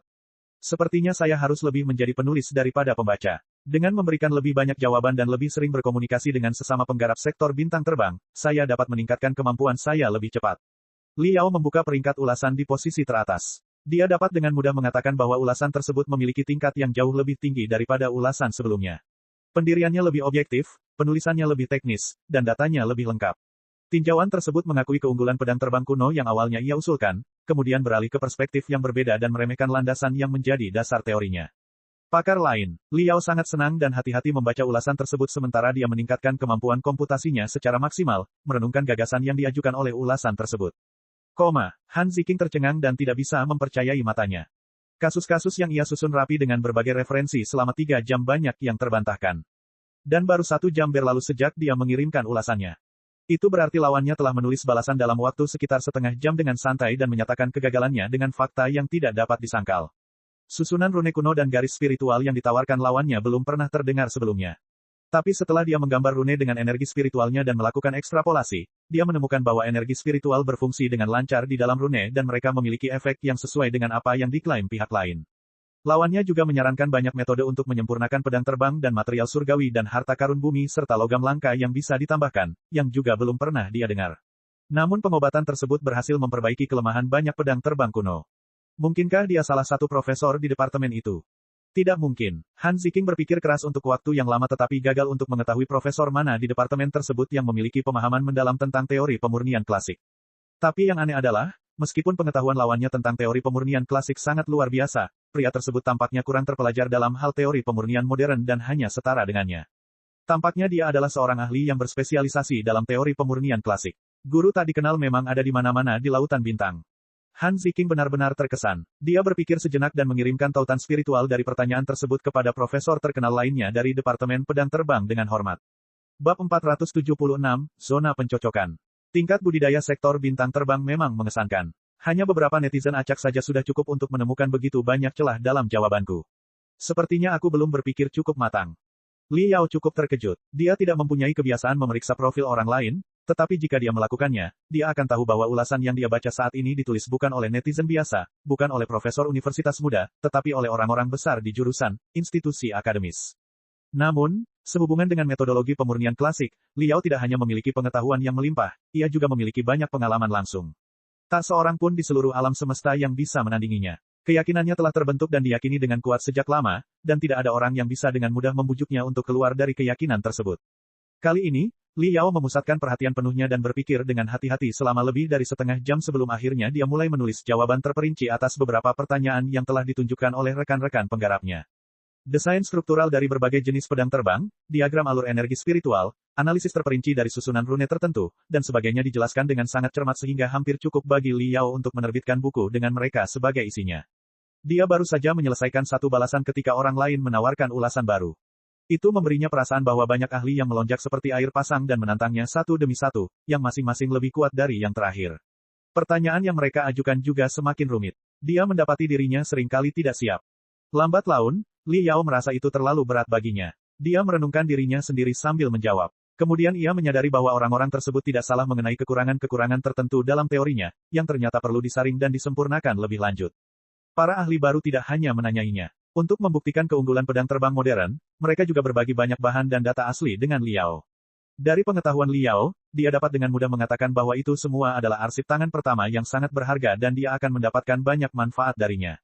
Komunikasi seperti itu membuat Li Yao sangat gembira. Ia memanfaatkan kesempatan tersebut dan menanggapi setiap ulasan dan komentar. Hasilnya, jumlah balasan di bawah jawaban dengan cepat melampaui 10.000 dengan peningkatan 30 hingga 50 per menit. Di mata orang-orang yang melihatnya, ini adalah jamuan makan menarik yang tidak akan mereka lewatkan bagi dunia. Lihat, lihat, Laut Utara, telah datang untuk merespons. Laut Utara adalah profesor dari Departemen Pedang Terbang di Universitas Bintang Terbang dan juga salah satu pilar di antara para penggarap pedang. Wow, bahkan, Oblivion, ada di sini. Wakil Dekan Departemen Terbang Institut Suci Surgawi dikatakan sedang mengelola proyek baru, mencoba menciptakan pedang terbang tercepat di sektor bintang terbang. Dan yang ini, salju jatuh. Dia adalah seorang tetua dari Sekte Pedang Puncak Hitam dan seorang kultivator pedang terkenal yang fokus pada pertarungan di kehidupan nyata. Bahkan dia tidak dapat menahannya lagi dan memberikan pendapatnya. Bagi para penggemar pedang terbang, ini adalah hari paling menyenangkan yang pernah ada. Sepertinya semua ahli pedang terbang dari sektor bintang terbang berkumpul untuk menyerang seorang pria misterius. Di bawah pemboman terus-menerus terhadap begitu banyak ahli, terlepas dari kekurangannya, pria misterius itu selalu mampu mengeluarkan teori-teori tertentu yang sebelumnya tidak diketahui, susunan rune, atau model sirkulasi energi spiritual untuk membuktikan pendapatnya. Perdebatan ini dengan cepat masuk ke dalam 5 besar, pertanyaan dan jawaban paling menakjubkan hari ini, dan karenanya menjadi lebih hidup. Ribuan penggemar pedang terbang ikut berdebat. Namun sebagian besar dari mereka hanya sekedar memberi hormat kepada kontestan di kedua pihak yang berselisih, karena amatir seperti mereka tidak punya kesempatan untuk memberikan masukan dalam pertarungan tingkat akademis setinggi itu. Perdebatan berlangsung sehari semalam. Pada akhirnya, Fienstar akhirnya tidak tahan lagi dan mengakui bahwa masih banyak kekurangan dalam teorinya dan dia harus belajar lebih banyak dari sesama penggarap. Para cendekiawan dan ahli pedang terbang semuanya menghela napas lega. Mereka berhenti berselisih satu sama lain dan berbagi banyak teori rahasia, model, dan desain struktural. Ini menjadi pertukaran pengetahuan yang nyata. Para penggemar pedang terbang juga sangat menikmatinya, dan semakin penasaran dengan identitas Fienstar daripada sebelumnya. Siapa sebenarnya bintang iblis ini? Di kantor Departemen Pedang Terbang Universitas Flying Star, beberapa profesor berambut abu-abu saling memandang dengan bingung. Wajah keriput mereka penuh kebingungan. Siapa Fienstar, dan bagaimana dia tahu banyak tentang teori pemurnian klasik? Apakah dia salah satu pakar akademis yang diperkenalkan sektor bintang terbang dari zona luar angkasa lain? Beberapa sarjana tua dari Institut Orang Suci Surgawi memikirkan pertanyaan serupa. Sementara itu, banyak penggarap pedang yang baru saja berpartisipasi dalam debat menanyakan hal yang sama. Di dalam ruang pribadinya, Li Yao berseru kegirangan, bagus. Ini bagus. Teori-teorinya tidaklah sempurna. Hal itu berdasarkan pengalaman langsungnya. Orang normal mungkin tidak dapat melihat ada yang salah dengan pernyataannya, tetapi para ahli sebenarnya dapat melihat ketidakkonsistenan dan pada akhirnya memalsukan pernyataannya. Namun, Li Yao tidak merasa frustrasi sama sekali, melainkan membara dengan semangat juang. Tidaklah buruk untuk dibuktikan salah. Seseorang selalu dapat menemukan kekurangannya ketika hal itu ditunjukkan. Hal yang sangat buruk adalah pendapat seseorang diabaikan sama sekali setelah diajukan, sehingga seseorang tidak akan dapat memperbaiki diri sama sekali. Setelah sehari semalam berdebat, Li Yao merasa otaknya lebih tajam dan pikirannya lebih jernih. Keahliannya dalam pemurnian juga meningkat pesat. Saya harus mengadakan lebih banyak sesi debat seperti itu. Saya yakin kultivasi saya akan melambung tinggi. Dalam 7 hari mendatang, Li Yao menjawab beberapa pertanyaan lain seperti, bagaimana rasanya menyempurnakan pedang terbang klasik secara langsung, dan apa saja artefak mengejutkan di dunia budidaya kuno 40.000 tahun yang lalu. Dia bertukar pendapat dengan ahli lain untuk menyempurnakan dan meningkatkan kemampuannya dalam argumen yang sengit. Sementara itu, nama Fienstar tersebar luas. Fienstar pasti adalah seorang tetua yang telah tinggal di kedalaman lautan bintang dalam isolasi mempelajari teori pemurnian klasik sendirian sepanjang waktu. Dia adalah seorang pertapa dan tidak tahu banyak tentang teori pemurnian modern. Kali ini, dia hanya menunjukkan dalam nexus spiritual dan menyebarkan seni pemurnian kuno karena dorongan dari teman-teman mudanya.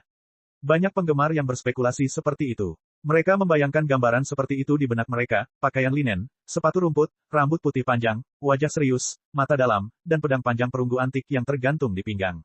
Dia berjalan dengan santai di jalan, dan ketika dia merasa sedang dalam mood, dia akan duduk bersila di tengah kerumunan dan menyanyikan sebuah lagu dengan pedang sebagai instrumennya.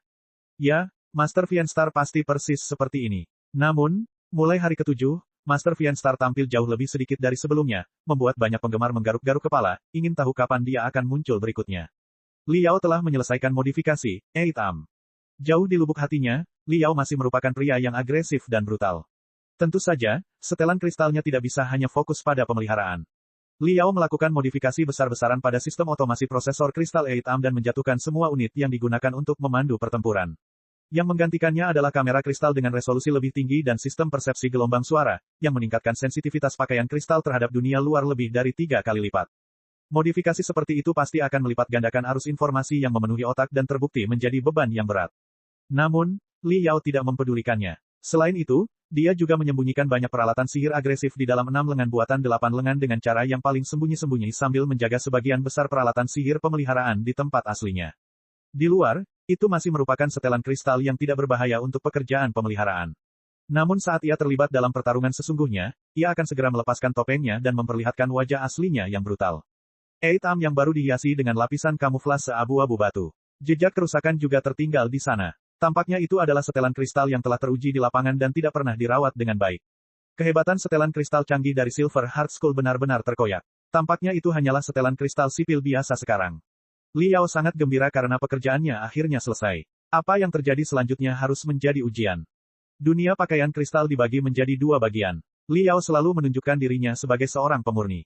Kali ini, dia berencana bermain di platform pencocokan virtual sebagai EXO. Sampai saat ini, dia belum benar-benar bertarung dengan ahli Exos dari sektor bintang terbang. Menangkap Feng Yuming di penjara hantu semata-mata didasarkan pada serangan tak terduga dan spesifikasi luar biasa dari pakaian tempur kerangka mistik. Itu hanya berlangsung 1 detik dan tidak menyenangkan sama sekali.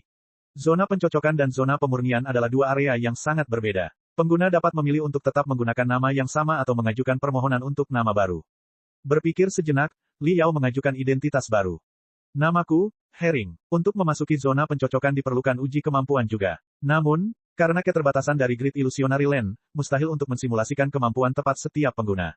Oleh karena itu, teori regulasi fusi diadopsi, dan semua pengguna yang kemampuannya mendekati level tertentu akan dibulatkan ke level tersebut. Hasil tes Liao adalah ledakan energi spiritualnya telah melampaui ambang tahap fondasi bangunan. Oleh karena itu, ia diperbolehkan memasuki zona khusus penggarap panggung fondasi bangunan dan berlatih di panggung fondasi bangunan tingkat menengah. Tentu saja, lawannya juga berada di level yang sama. Dalam kompetisi virtual seperti itu, tidak mungkin kemampuan seseorang tiba-tiba melambung tinggi. Teknik dan taktik adalah faktor yang penting. Ada berbagai mode di zona pencocokan juga. Mode paling sederhana adalah duel antara 2 EXO. Jika jumlah EXO lebih banyak, mereka juga dapat membentuk grup dan memulai kompetisi tim. Selain itu, ada mode di mana semua peserta akan berada dalam tim yang sama untuk menantang binatang iblis atau penggarap setan yang dihasilkan secara otomatis oleh sistem. Meski kompetisinya virtual, peningkatan teknik dan taktiknya 100% autentik. Oleh karena itu, banyak ahli pada kenyataannya lebih memilih untuk berlatih di tempat ini juga. Mereka yang berada di peringkat teratas semuanya adalah pakar super terkenal di dunia nyata. Liao memasuki zona duel 1 lawan 1 yang paling sederhana. Ratusan EXO sedang menunggu untuk ditantang. Namun kepada siapapun Liao mengalihkan pikiran telepatinya, dia gagal memasuki medan pertempuran dengan lawannya. Dengan memperhatikan dengan cermat, dia menyadari bahwa mereka semua memiliki persyaratan tentang tingkat kemenangan dan menolak menerima tantangan dari para pemula. Tingkat kemenangannya 0, begitu pula jumlah pertandingan yang dia ikuti. Tanpa kecuali, dia ditolak dengan dingin. Cukup menuntut. Setelah mengingatkan sistem, Liao memilih untuk menampilkan namanya dan memilih terima semua tantangan. Lalu dia mulai berkeliaran di sekitar zona duel. Sebagian besar kompetisi di sana terbuka untuk semua orang yang membayar cukup koin kristal. Untuk kompetisi antar EXO biasa, 1 koin kristal mungkin cukup. Tapi tiket untuk kompetisi para ahli super di peringkat teratas mungkin berupa lusinan koin kristal. Liao telah mendapatkan cukup banyak koin kristal dengan menjawab pertanyaan sebelumnya. Oleh karena itu, dia cukup memilih salah satu kompetisi dan mulai menonton dengan senang hati. Saat dia sedang bersenang-senang, dia tiba-tiba mendengar suara notifikasi. Seseorang telah menantangnya. Babak 477, bertarung di lautan es. Karena Liao masih baru dalam hal itu, dia memilih acak untuk setiap pengaturan. Sistem secara otomatis memilih Ice Ocean sebagai medan perang mereka. Itu adalah lautan kelabu dengan angin kencang, seperti kutub suatu planet. Sejauh mata memandang, yang ada hanyalah air laut yang membekukan sumsum, kecuali beberapa gunung es yang berserakan yang mengapung di permukaan lautan, bertabrakan dan pecah di tengah suara gemuruh. Mengenakan setelan 8 lengan, Liao berdiri di atas sepotong kecil es yang mengapung. Ratusan meter darinya, di atas es terapung lainnya, setelan kristal gading sedang mengamatinya. Bentuknya elegan, seperti bulu putih bersih. White Feather Battle Suite, mahakarya Red Line School, salah satu dari 3 pusat pakaian kristal utama. Banyak informasi langsung muncul di otak Liao. Dari 3 pusat setelan kristal utama di sektor bintang terbang, sekolah besi adalah yang terbaik dalam menyempurnakan setelan super berat. Pakaian mereka semuanya kokoh dan tahan lama, meski terkadang dengan penampilan yang aneh. Setelan kristal yang dibuat oleh Silver Heart School lebih elegan dan fokus pada berbagai tujuan. Sekolah ini mahir dalam menggabungkan setelan kristal dari berbagai bidang dan menciptakan yang spesial. Misalnya, lengan 8 Liao memiliki kemampuan pakaian pemeliharaan dan pakaian perang. Red Line School, sebaliknya, terkenal karena pakaian kristalnya yang ringan dan cepat. White Feather Battle Suite adalah salah satu pakaian kristal paling klasik yang ditemukan oleh Red Line School. Dengan penggunaan logam ringan dan kerangka baru, berat total jas kristal hanya 80% dari berat jas kristal serupa, namun kemampuan tempur White Feather tidak berkurang sama sekali. Presentasi paling mengesankan dari White Feather Battle Suite dilakukan oleh Building Foundation Stage Cultivator beberapa waktu lalu. Dalam 5 detik, setelan itu berakselerasi dari diam ke kecepatan suara, tiba-tiba berhenti, dan kembali melaju ke kecepatan sonik 3 kali berturut-turut. Medan pertempuran lautan es memiliki banyak es yang mengapung. Sebagian besar pertempuran akan terjadi pada mereka, yang memberi White Feather Battle Suite keuntungan besar. Liao menelusuri profil lawannya. Lone Walker, seorang penggarap panggung fondasi bangunan, 588 kemenangan, 145 kegagalan, tingkat kemenangan 80,22%, tingkat sinkronisasi 81%. Dia adalah seorang ahli top yang berpengalaman. Lebih dari 700 duel, dengan tingkat kemenangan lebih dari 80% dan tingkat sinkronisasi setinggi 81%. Dia pasti seorang ahli top yang telah membunuh banyak orang. Lalu kenapa dia menantang pemula sepertiku? Saat Liao bingung, lawannya mengirimkan pesan kepadanya. Rekan penggarapku, apakah tingkat sinkronisasimu benar-benar 37%? Liao linglung sejenak. Ya, apakah ada yang salah dengan hal itu? Kali ini, Lone Walker benar-benar bingung. Dia adalah seseorang yang hebat di dunia pakaian kristal. Biasanya, dia tidak akan pernah menantang pemula seperti Liao. Tapi barusan, ketika dia sedang berkeliaran di zona duel, dia tiba-tiba menyadari bahwa tingkat sinkronisasi, Vulture, hanya 37%, dan ketertarikannya muncul. Kecepatan sinkronisasi adalah hal terpenting bagi EXO. Setiap EXO selalu mencoba yang terbaik untuk meningkatkan tingkat sinkronisasi mereka dan berharap untuk mencapai level Melded with My Suite. Herring, ini rupanya adalah penggarap panggung fondasi bangunan. Secara logika, kemampuannya pasti sangat bagus. Mengapa dia memiliki tingkat sinkronisasi yang rendah? Bahkan banyak siswa sekolah menengah yang berprestasi memiliki tingkat sinkronisasi lebih tinggi dari 37%. Tentu saja, tes untuk tingkat sinkronisasi Grid Illusionary Land bisa ditipu. Tapi Lone Walker tahu bahwa angka sebenarnya berada 10% di atas atau di bawah hasil tes. Oleh karena itu, bahkan jika Vulture menyembunyikan sebagian dari kemampuannya, tingkat sinkronisasi sebenarnya masih tidak lebih tinggi dari 50%. Tentu saja, Lone Walker sangat tertarik pada orang yang eksentrik. Itu sebabnya dia melanjutkan dan menantangnya. Namun Lone Walker tidak menyangka lawannya akan mengenakan 8-Arm Suite. Meskipun 8-Arm adalah setelan kristal canggih yang diproduksi oleh Silver Heart School, bagaimanapun juga, itu adalah setelan pemeliharaan dan pertempuran hibrid. Di mata seorang ahli seperti Lone Walker, itu sama sekali bukan tandingan pakaian perang profesional. Dia mengerutkan kening dan berkata, apakah kamu ingin mengganti pakaian kristal? Liao menggaruk kepalanya. Ganti setelan kristal, kenapa aku harus? Sebelum dia menyelesaikan kalimatnya, Liao menghilang ke udara. Es yang mengapung di bawah kakinya diinjak menjadi gumpalan bubuk putih. Pupil mata Lone Walker mengerut dengan keras. Prosesor kristalnya melengking dengan nada tinggi. Sebelum tubuhnya mampu bereaksi, pakaian kristalnya telah membuat gerakan bertahan. Dia merasakan kekuatan yang sangat besar menghantam dadanya seolah-olah dia ditembaki oleh meriam raksasa.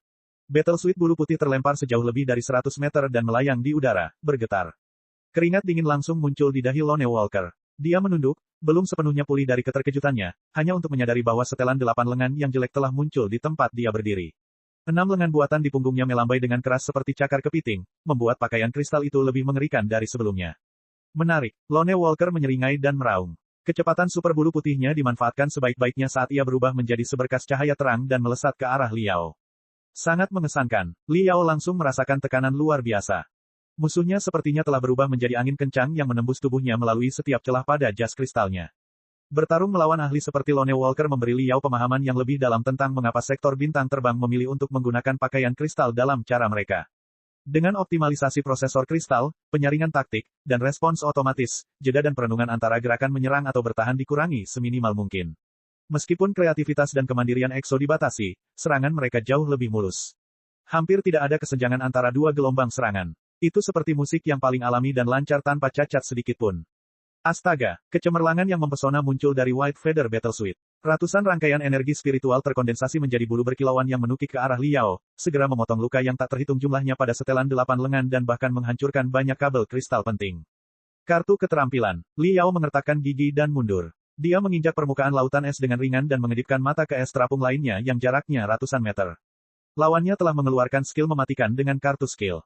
Optimalisasi dari prosesor kristal, implementasi taktik otomatis, bersama dengan kartu keterampilan yang serbaguna dan kuat. Liao harus mengakui bahwa pola pertarungan seperti itu memang menawan dengan caranya sendiri. Namun, ada jalan berbeda yang dia lalui sepanjang waktu. Meskipun hampir tidak ada celah antara dua gelombang serangan, celah masih ada. Setiap gerakan taktis yang dilakukan lawannya merupakan salah satu gerakan standar yang dimasukkan ke dalam prosesor kristal sebelumnya. Standar berarti pola, selama dia menemukan pola di balik gerakannya. Ci. 6 lengan buatan di punggung Liao menjulur ke depannya. Berbagai jenis peralatan sihir pemeliharaan dikeluarkan dari lengan buatan dan melakukan perbaikan darurat pada kerusakan pakaian kristal. Apakah kamu bercanda? Mata Lone Walker melotot ketika dia menyadari apa yang terjadi. Dia telah melihat pemeliharaan medan perang sebelumnya, tetapi dia belum pernah melihat orang yang dapat memperbaiki dirinya sendiri dalam beberapa detik dengan kecepatan yang begitu mengejutkan. Siapakah orang ini, Herring? Saya belum pernah mendengar ada mekanik terampil di antara Exos. Lone Walker tenggelam dalam pikirannya. Namun dia tidak berhenti, sebaliknya, dia berubah menjadi seberkas cahaya lagi dan menerjang Liao. Di luar medan perang virtual, banyak penonton lain yang memperhatikan pertandingan tersebut. Banyak penggemar pakaian kristal dan penggarap tingkat rendah datang ke zona duel bukan karena mereka ingin mengambil bagian dalam pertandingan, tetapi karena mereka berharap untuk menonton pertandingan antara para ahli top untuk mempelajari lebih lanjut. Lone Walker adalah seorang ahli terkenal dalam platform pencocokan virtual. Taktik menyerangnya yang super cepat dan terus-menerus menjadi buku pelajaran bagi banyak anak muda. Oleh karena itu, banyak orang yang mengikutinya dan memberikan perhatian khusus pada pertandingannya. Saat pertandingannya dimulai, sistem telah mengirimkan pemberitahuan kepada penonton tersebut.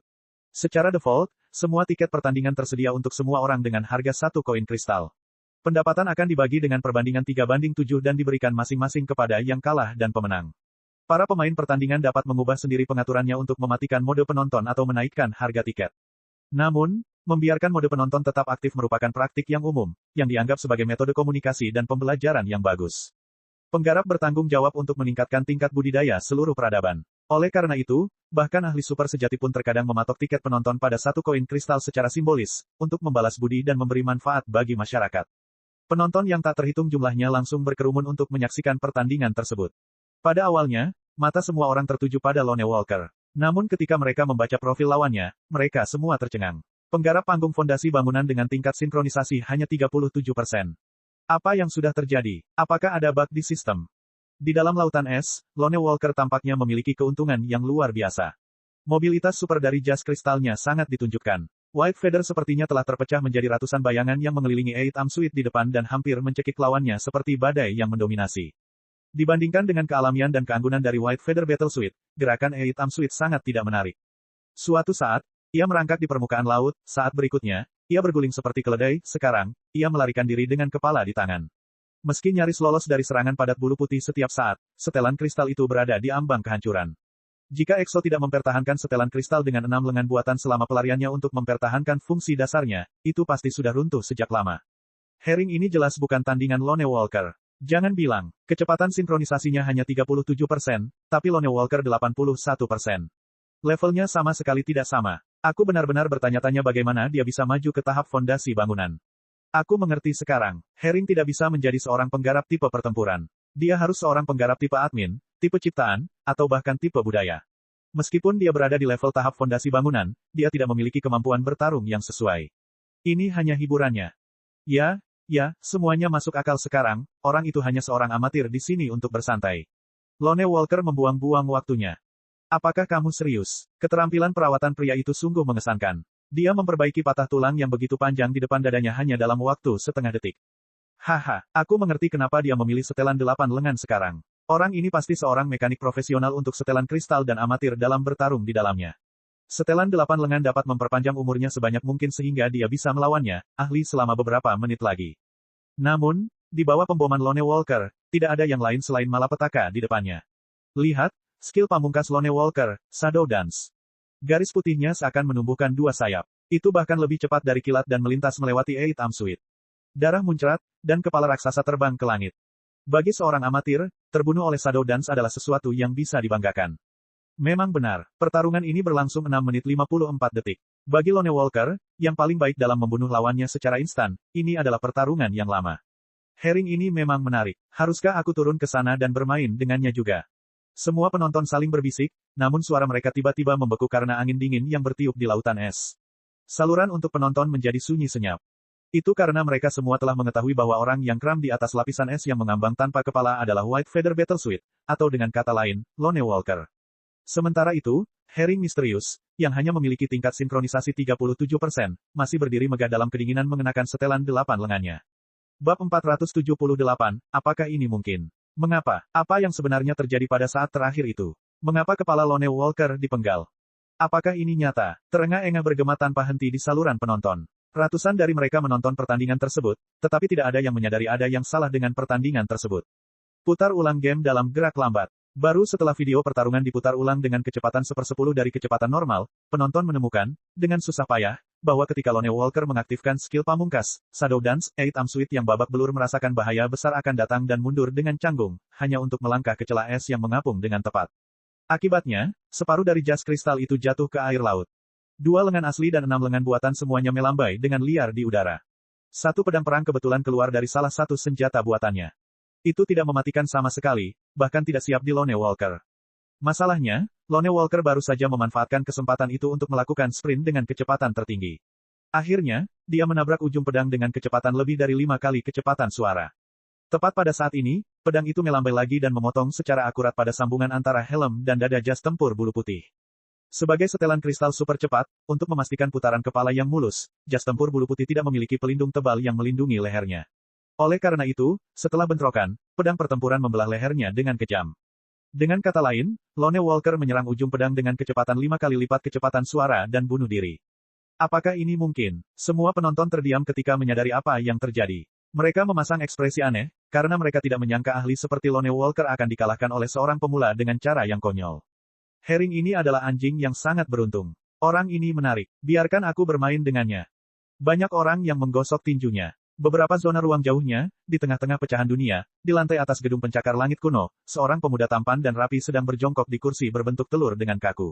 Dia memegangi lehernya tak terkendali, sementara keringat dingin mengucur dari dahinya. Dia adalah Lone Walker. Rasa sakit saat ini begitu nyata sehingga dia merasa lehernya dingin bahkan setelah dia keluar dari platform yang cocok. Darah sepertinya masih muncrat dari sana. Ketakutan terdalam memenuhi mata Lone Walker. Apakah tebasan terakhir itu suatu kebetulan, atau... Lone Walker merenung dalam waktu lama dan memutar ulang gambar-gambar yang terakhir dia lihat sebelum dia jatuh ke dalam kegelapan. Semakin dia memikirkannya, dia menjadi semakin ketakutan. Ini jelas bukan suatu kebetulan, itu adalah jebakan yang mematikan. Mulai menit keempat pertandingan, meski tampak unggul luar biasa, lawannya tetap memimpin ritme pertarungan.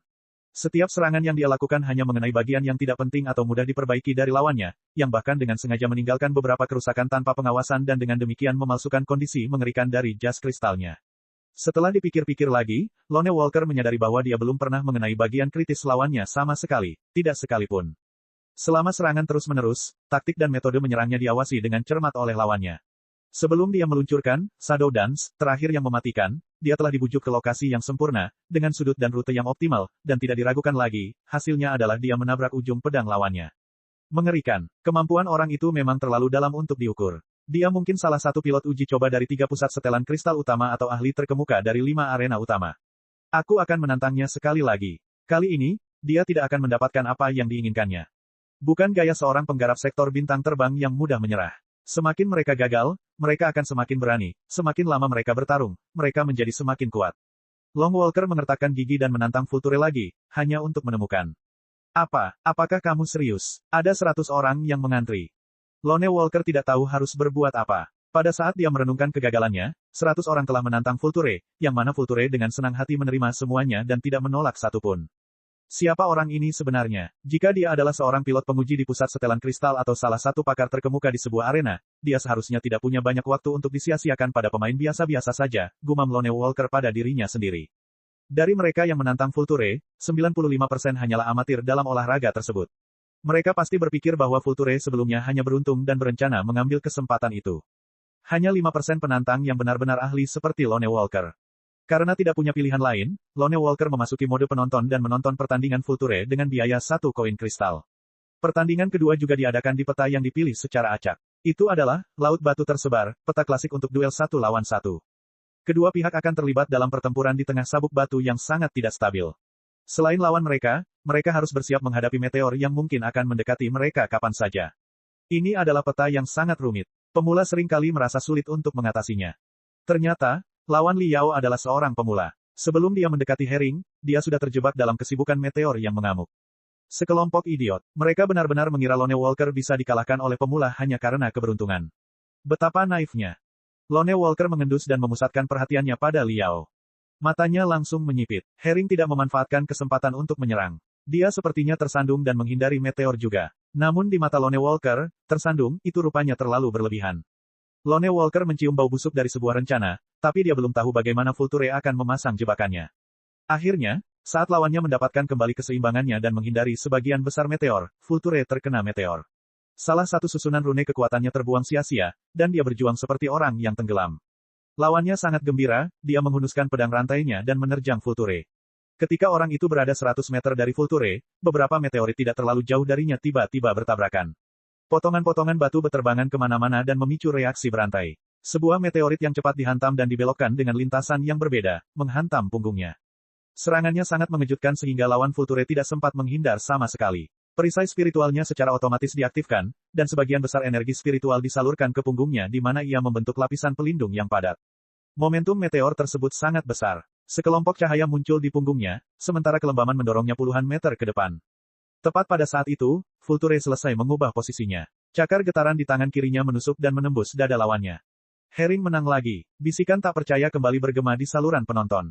Di mata kebanyakan orang, Vulture kembali mengalami keberuntungan yang luar biasa.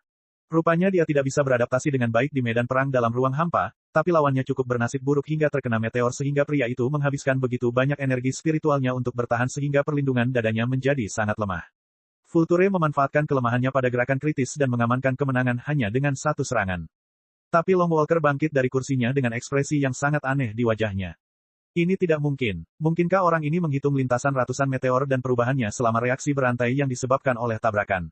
Apakah dia menyesuaikan pendirian dan sudutnya dengan gerakan kikuk yang tampak menipu lawannya dan memikatnya ke jalur pembelokan meteor yang tiba-tiba? Kemampuan komputasi yang menakutkan. Merinding muncul di sekujur tubuh Lone Walker. Dia tidak bisa membayangkan monster macam apa yang bersembunyi di balik identitas, Herring, di ujung lain dunia pakaian kristal. Dia juga tidak mengerti mengapa seorang ahli super datang untuk bermain dengan tangan hijau. Saya benar-benar tidak dapat memahami apa yang dipikirkan oleh para pemain top. Lone Walker menghela nafas dan menyaksikan pemain ketiga menantang Vulture dengan rasa kasihan. Lawan ketiga rupanya tidak sesopan dua lawan sebelumnya. Dia membuang banyak omong kosong ke saluran publik, mengatakan hal-hal seperti kamu hanya beruntung, dan aku akan menggorok lehermu dalam 10 detik, bla bla bla. Di mata Lone Walker, itu seperti sekawanan kelinci yang berbaris dan menantang serigala lapar yang mengenakan kulit kambing satu persatu. Yang lebih bodoh bahkan cukup berani untuk memperlihatkan gigi mereka dan memprovokasi serigala. Dia hampir merasa tak tertahankan untuk menontonnya. Seperti yang dia duga, selusin kompetisi berikutnya berakhir dengan cara yang sama.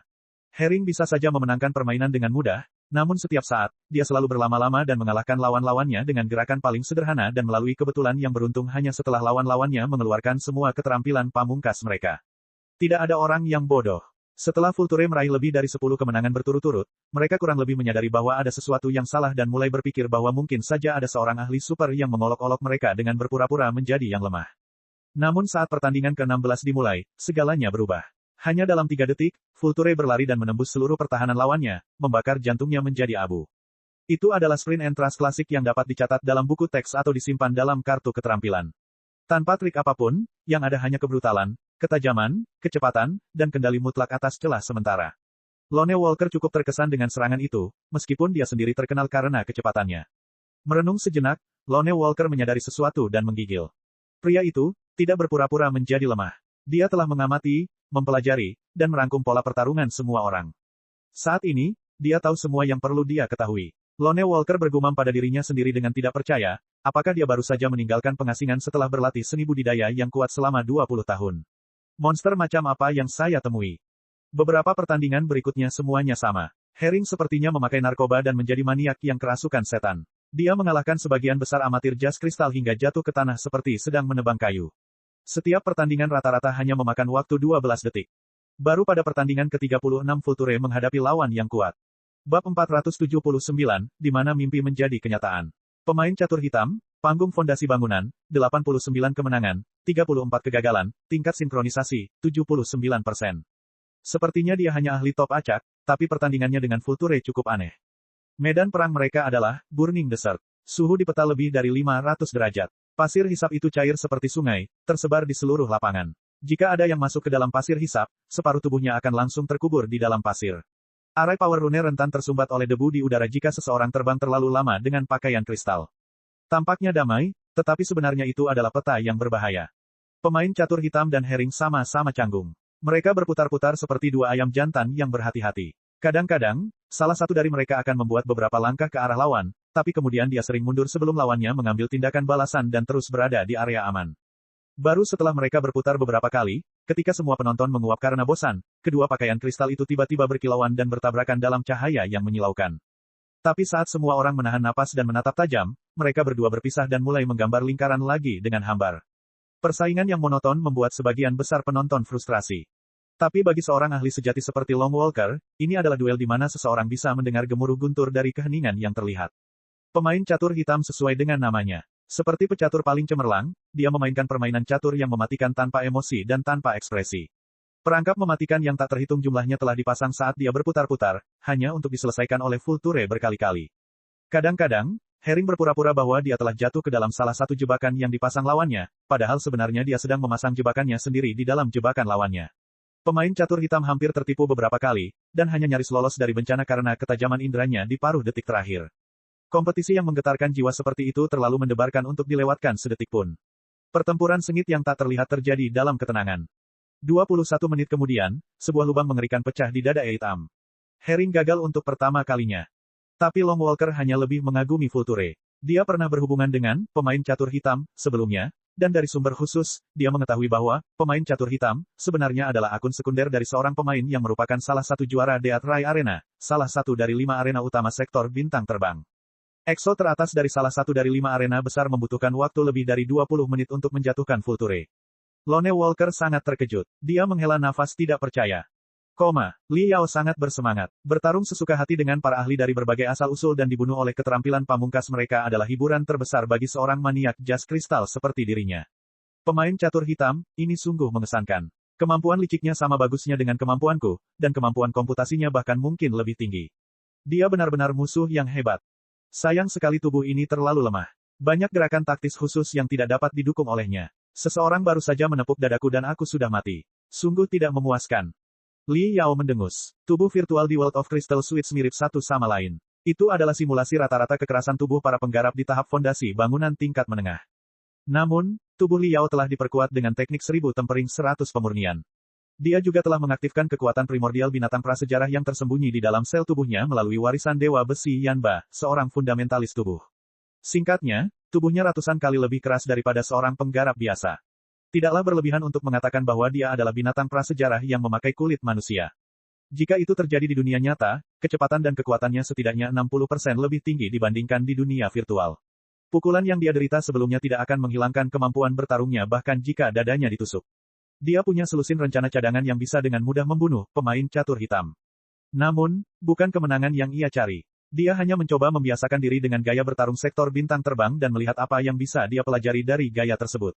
Li Yao tidak merasa terganggu dengan kegagalan itu. Dia tersenyum dan melanjutkan ke pertandingan berikutnya. Sejak hari itu, Li Yao mengamuk di platform pencocokan virtual. Karena dia memiliki tingkat kemenangan lebih dari 90% di hari pertama dan mengalahkan Lone Walker, yang merupakan selebriti kecil, permintaan tantangannya lebih jarang ditolak dibandingkan sebelumnya. Namun, Li Yao tidak bergantung pada setelan 8 lengan. Dia juga mencoba sekitar 20 pakaian perang klasik dari sektor bintang terbang sehingga dia bisa mengetahui kekurangan lawannya dengan lebih baik. Dia telah menggunakan taktik yang sama. Pada awalnya, dia menahan serangan badai dari para ahli sektor bintang terbang dengan kemampuan pertahanannya yang luar biasa, sementara dia mengamati gerakan mereka yang tampaknya sempurna sampai dia menemukan celah singkat. Kemudian, dia memanfaatkan lingkungan sebaik-baiknya dan memikat lawannya untuk memperbesar celah mereka secara sembarangan. Akhirnya, dia menghabisi lawannya dengan gerakan biasa hanya dalam satu serangan. Segera, nama Vulture tersebar di platform pencocokan virtual seperti yang dilakukan VN-Star beberapa hari sebelumnya. Di kolom komentar, banyak orang yang membahas Herring misterius dan berspekulasi tentang identitas aslinya. Beberapa orang bertanya-tanya mengapa dia tidak pernah menggunakan kartu keterampilan apapun tetapi hanya mengamankan kemenangannya dengan gerakan yang paling dasar. Bahkan ada orang yang menganggap serangannya sebagai model untuk dipelajari. Perhatian yang dia tarik mengejutkan Liao. Dalam beberapa hari mendatang, dia sengaja menyesuaikan kemampuannya. Selama pertandingan, dia sengaja mengabaikan banyak celah mematikan yang dia temukan dan hanya mengingatnya. Terkadang, dia melambat dan terkena banyak serangan yang sebenarnya bisa dia hindari untuk membangun kemampuan perlawanannya. Tingkat kemenangannya dipertahankan sekitar 65%. Di antara penggarap tahap fondasi bangunan, dia termasuk yang lebih baik tetapi jelas bukan yang terbaik. Itu sudah cukup baginya untuk menantang sebagian besar ahli top tanpa menimbulkan terlalu banyak kecurigaan. Sementara itu, ia masih bertukar pikiran dengan rekan-rekan penggarap di zona tanya jawab dengan nama VN-Star dengan gelar spesialis teori pemurnian klasik. Selama 1 bulan, Li Yao bersenang-senang. Kemampuannya dalam teori dan pertarungan praktis keduanya melonjak secara eksponensial. Kemudian, zona luar angkasa 1000 layar berada dalam jangkauan mereka. Kita tiba di zona luar angkasa 1000 layar. Mulai dari mengeksekusi bajak laut luar angkasa di penjara Storm, mereka membutuhkan waktu lebih dari 3 bulan untuk menjelajahi sabuk api dim dengan tanduk emas yang rusak hingga ke zona luar angkasa 1000 layar, untuk semua exo gratis. Terhitung sejak Great Horn Exo Society menandatangani kontrak dengan sekantong beras sebagai pembayaran, sudah hampir setengah tahun. Bepergian di lautan bintang terbukti menjadi perjalanan yang panjang dan membosankan. Sekarang tujuan mereka semakin dekat, semua orang di dalamnya sangat gembira. Bahkan Liao pun merasa bersemangat. Sebelum dia sempat berteriak kegirangan, Zhaonuo dan prajurit muda kamp pembunuh harimau lainnya melompat ke arahnya. Dia dipeluk oleh hampir 10 pria berotot. Saudara Yao, kita akhirnya berhasil. Kami telah mencapai zona luar angkasa 1000 layar. Hahaha, pemandian air panas, minuman keras, gadis cantik, aku datang untuk kalian semua. Ruangan tempat mereka berada dikelilingi oleh sinar cahaya melingkar. Seolah cangkang kapal luar angkasa tiba-tiba meleleh, semua orang ditempatkan di tengah lautan bintang. Terbentang di depan mata semua orang adalah zona luar angkasa yang sangat hidup. Kapal luar angkasa, benteng bintang, dan asteroid ada di mana-mana. Selaput logam perak memanjang dari semua benda langit buatan manusia. Cakupannya ratusan kali lebih besar dari luas objek yang mereka tempelkan. Memantulkan kecemerlangan warna-warni, bagaikan layar yang terbuat dari pelangi. Itu juga yang menjadi asal mula nama zona luar angkasa 1000 layar. Layar tidak diperlukan selama perjalanan di lautan bintang. Sekalipun seseorang ingin memanfaatkan energi yang tersimpan dalam badai kosmik, mereka biasanya tidak akan menggunakan layar karena hujan meteoroid seringkali tercampur di dalam badai kosmik sehingga dapat dengan mudah menghancurkan layar kapal luar angkasa. Namun, di dalam zona luar angkasa 1000 layar, terdapat lusinan sabuk di mana energi spiritual sangat padat. Itu seperti sungai energi spiritual. Peralatan ajaib yang terbuka seperti layar dimaksudkan untuk mengumpulkan gas spiritual darinya. Gas spiritual tidak terlihat oleh mata manusia, namun dapat dideteksi oleh kamera kristal khusus. Sinar cahaya di sekeliling ruangan berkedip. Beberapa sabuk terang tembus cahaya muncul dan melayang di ruang gelap. Warnanya bermacam-macam dan mengalir perlahan seperti sungai di alam semesta. Tanduk emas telah dipasangi satu set layar, yang dapat mengumpulkan energi spiritual di titik suplai sebelumnya. Saat ini, perangkat itu juga dibuka secara perlahan. 8 membran logam berwarna putih keperakan yang panjangnya puluhan kilometer dan diukir dengan susunan rune yang rumit menonjol keluar dari kapal luar angkasa dan bergetar dalam frekuensi tetap, sementara kapal luar angkasa itu melesat ke sungai energi spiritual yang kebiruan. Bersenandung, selaput logam berfluktuasi dan mulai mengumpulkan energi spiritual. Energi spiritual yang melayang di angkasa ditangkap oleh susunan rune pada membran logam, disalurkan ke pembuluh darahnya, diubah dalam serangkaian reaksi rumit, dan ditarik ke dalam ruangan melalui berbagai tabung. Alat penyiram di langit-langit ruangan dinyalakan. Energi spiritual yang paling murni dipadatkan dan dibentuk menjadi manik-manik yang tak terhitung jumlahnya yang menyembur keluar dan memandikan semua orang dalam kilauan energi spiritual. Bagus. Li Yao gemetar hebat. Setelah pertempuran melawan Skeleton Dragon, lompatan antara dua dunia, dan kompetisi virtual namun sengit yang dia ikuti di dalam sektor bintang terbang, setiap selnya bersorak kegirangan, dan dia tidak bisa merasa lebih baik dengan pancaran spiritual yang menyegarkan, energi. Semua orang di dekatnya berteriak, dan menari, rasa lelah mereka hilang. Pantas saja zona luar angkasa 1000 layar menjadi tempat perkemahan bagi semua exo gratis. Liburan di surga alami setelah pertempuran berdarah memang merupakan hal yang paling menyenangkan di dunia. Saya diberitahu bahwa, di hotel-hotel tempat menarik tertentu di dalam zona luar angkasa 1000 layar, terdapat 2 keran di setiap kamar. Salah satunya mengalirkan air, sementara yang lain menyemburkan gas spiritual terus-menerus saat dinyalakan. Apa pasti pemandangan yang spektakuler. Sinar cahaya baru secara bertahap terbuka di depan semua orang, menampilkan tempat-tempat pemandangan yang indah, surga alam, bengkel pemeliharaan yang lengkap, ruang pemurnian, toko peralatan magis, dan arena serta berbagai jenis tempat yang serasi satu demi satu. Semua informasi akhirnya dikumpulkan menjadi sederet kata-kata emas yang bersinar. Selamat datang di zona luar angkasa 1000 layar, tempat impian menjadi kenyataan. Bab 480, Seminar Pedang Bukit Langit.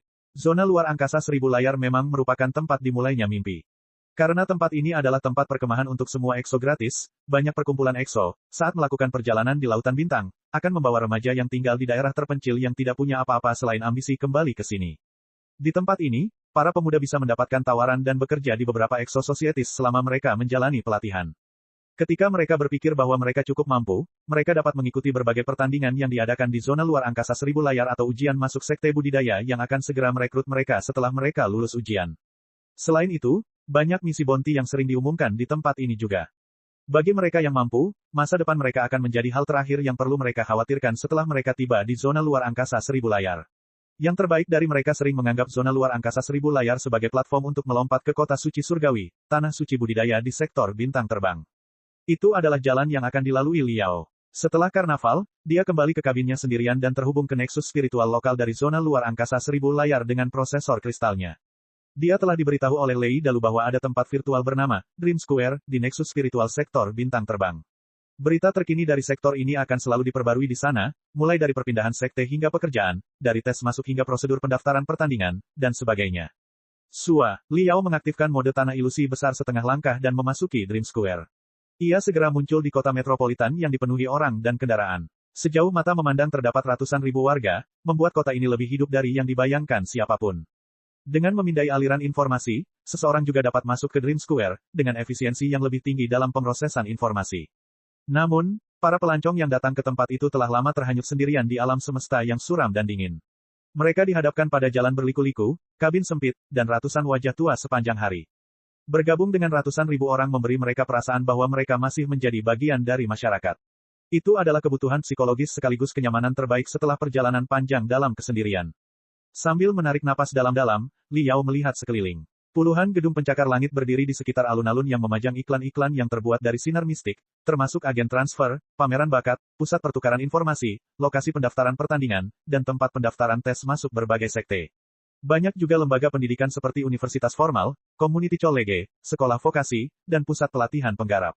Liao hampir terpesona dengan apa yang dilihatnya. Dia kesulitan memutuskan apa yang harus dilakukan selanjutnya, ketika garis kehijauan tiba-tiba melesat dari jauh dan mengembun menjadi seorang pria pendek dan licik yang mengamati pakaiannya, terutama lencana di dadanya. Kemudian, mata lelaki itu bersinar sambil berkata sambil tersenyum, apakah rekan kultivatorku dari perkumpulan Great Horn EXO? Liao belum mengganti pakaiannya saat memasuki Dream Square, dia masih mengenakan pakaian aslinya. Ada lambang tanduk banteng emas di dadanya. Oleh karena itu, identitasnya dikenali tanpa banyak kesulitan. Sebelum Liao membuka mulutnya, pria pendek itu melanjutkan dengan cepat, izinkan saya memperkenalkan diri. Nama saya Hao Lingtong, dan saya adalah murid dari Sekte Pemburu Falcon. Adapun pekerjaan saya, saya seorang headhunter. Merupakan tanggung jawab saya untuk membantu para jenius hebat seperti Anda menemukan sekte yang cocok. Tentu saja, saya juga memiliki persyaratan dari lusinan sekte budidaya yang semuanya bersemangat. Tidak, berharap untuk merekrut lebih banyak talenta rekan penggarap saya memiliki sekte tertentu yang ingin Anda ikuti. Saya pasti akan membantu Anda mendapatkan paket terbaik.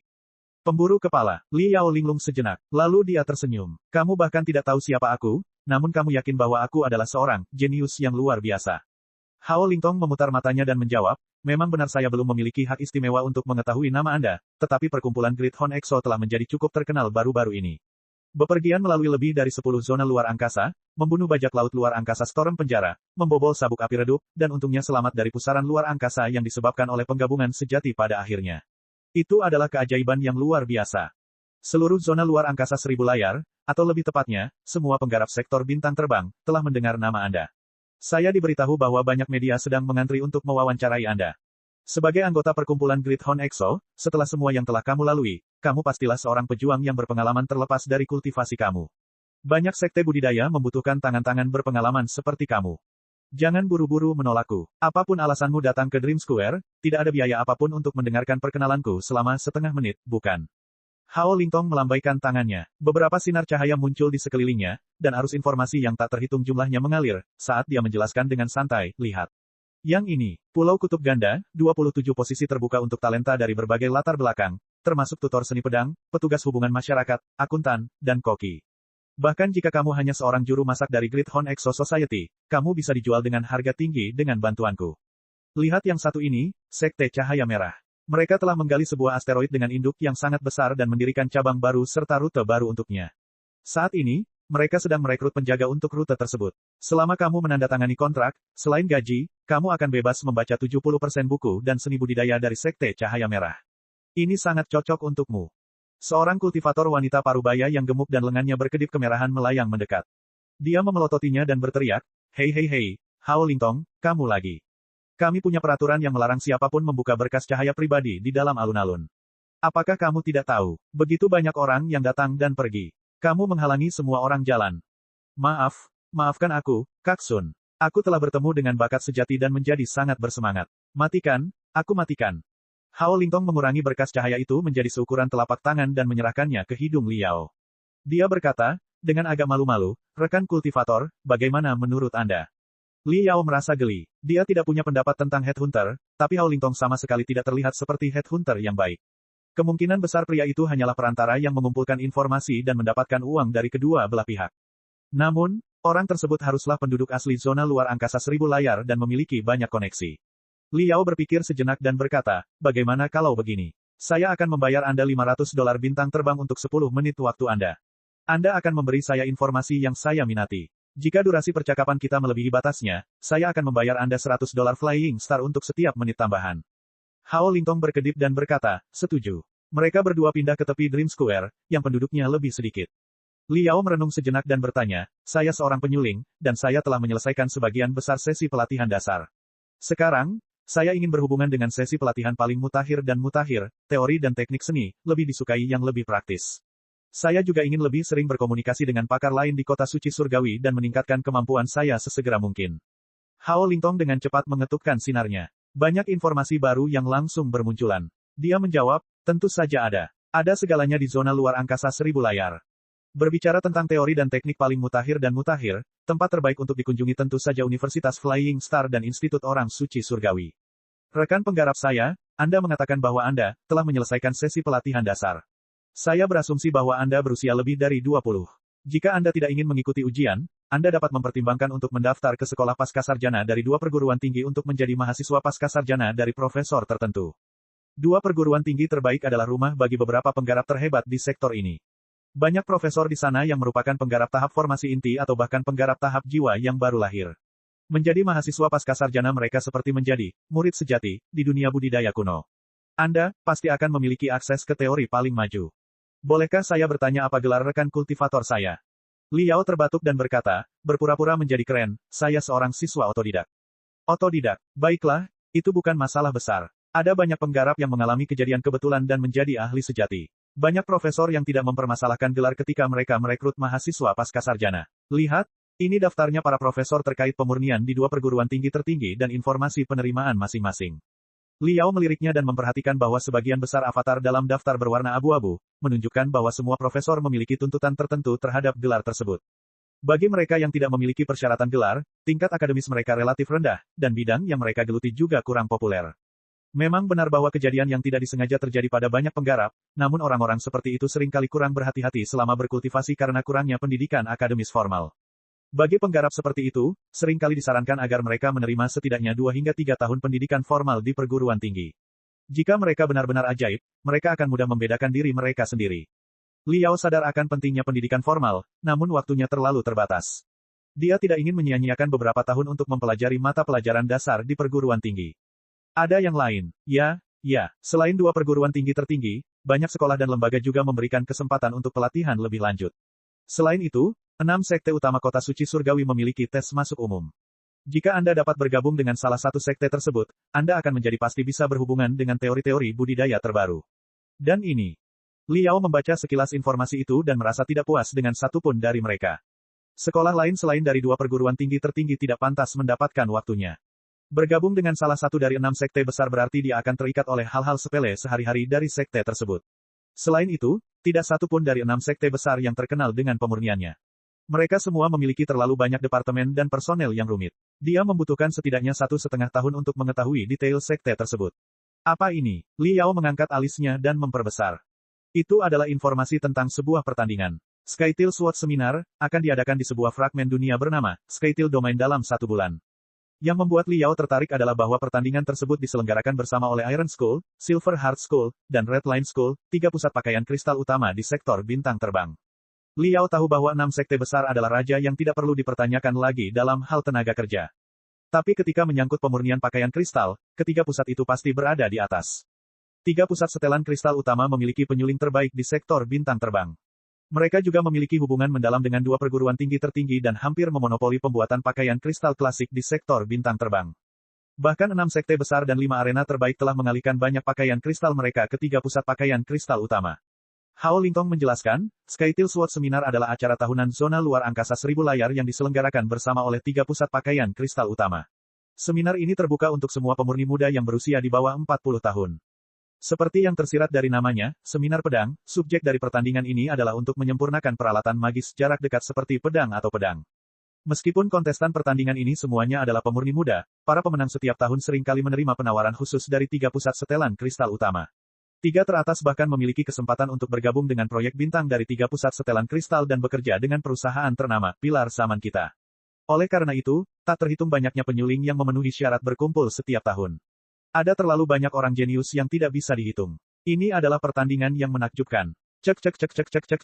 Rakan-rakan kultivator sekalian, sebelum retret, sila terus berkultivasi untuk jurus subscribe, like, share dan komentar agar sekte novel Sadim terus berkembang pesat.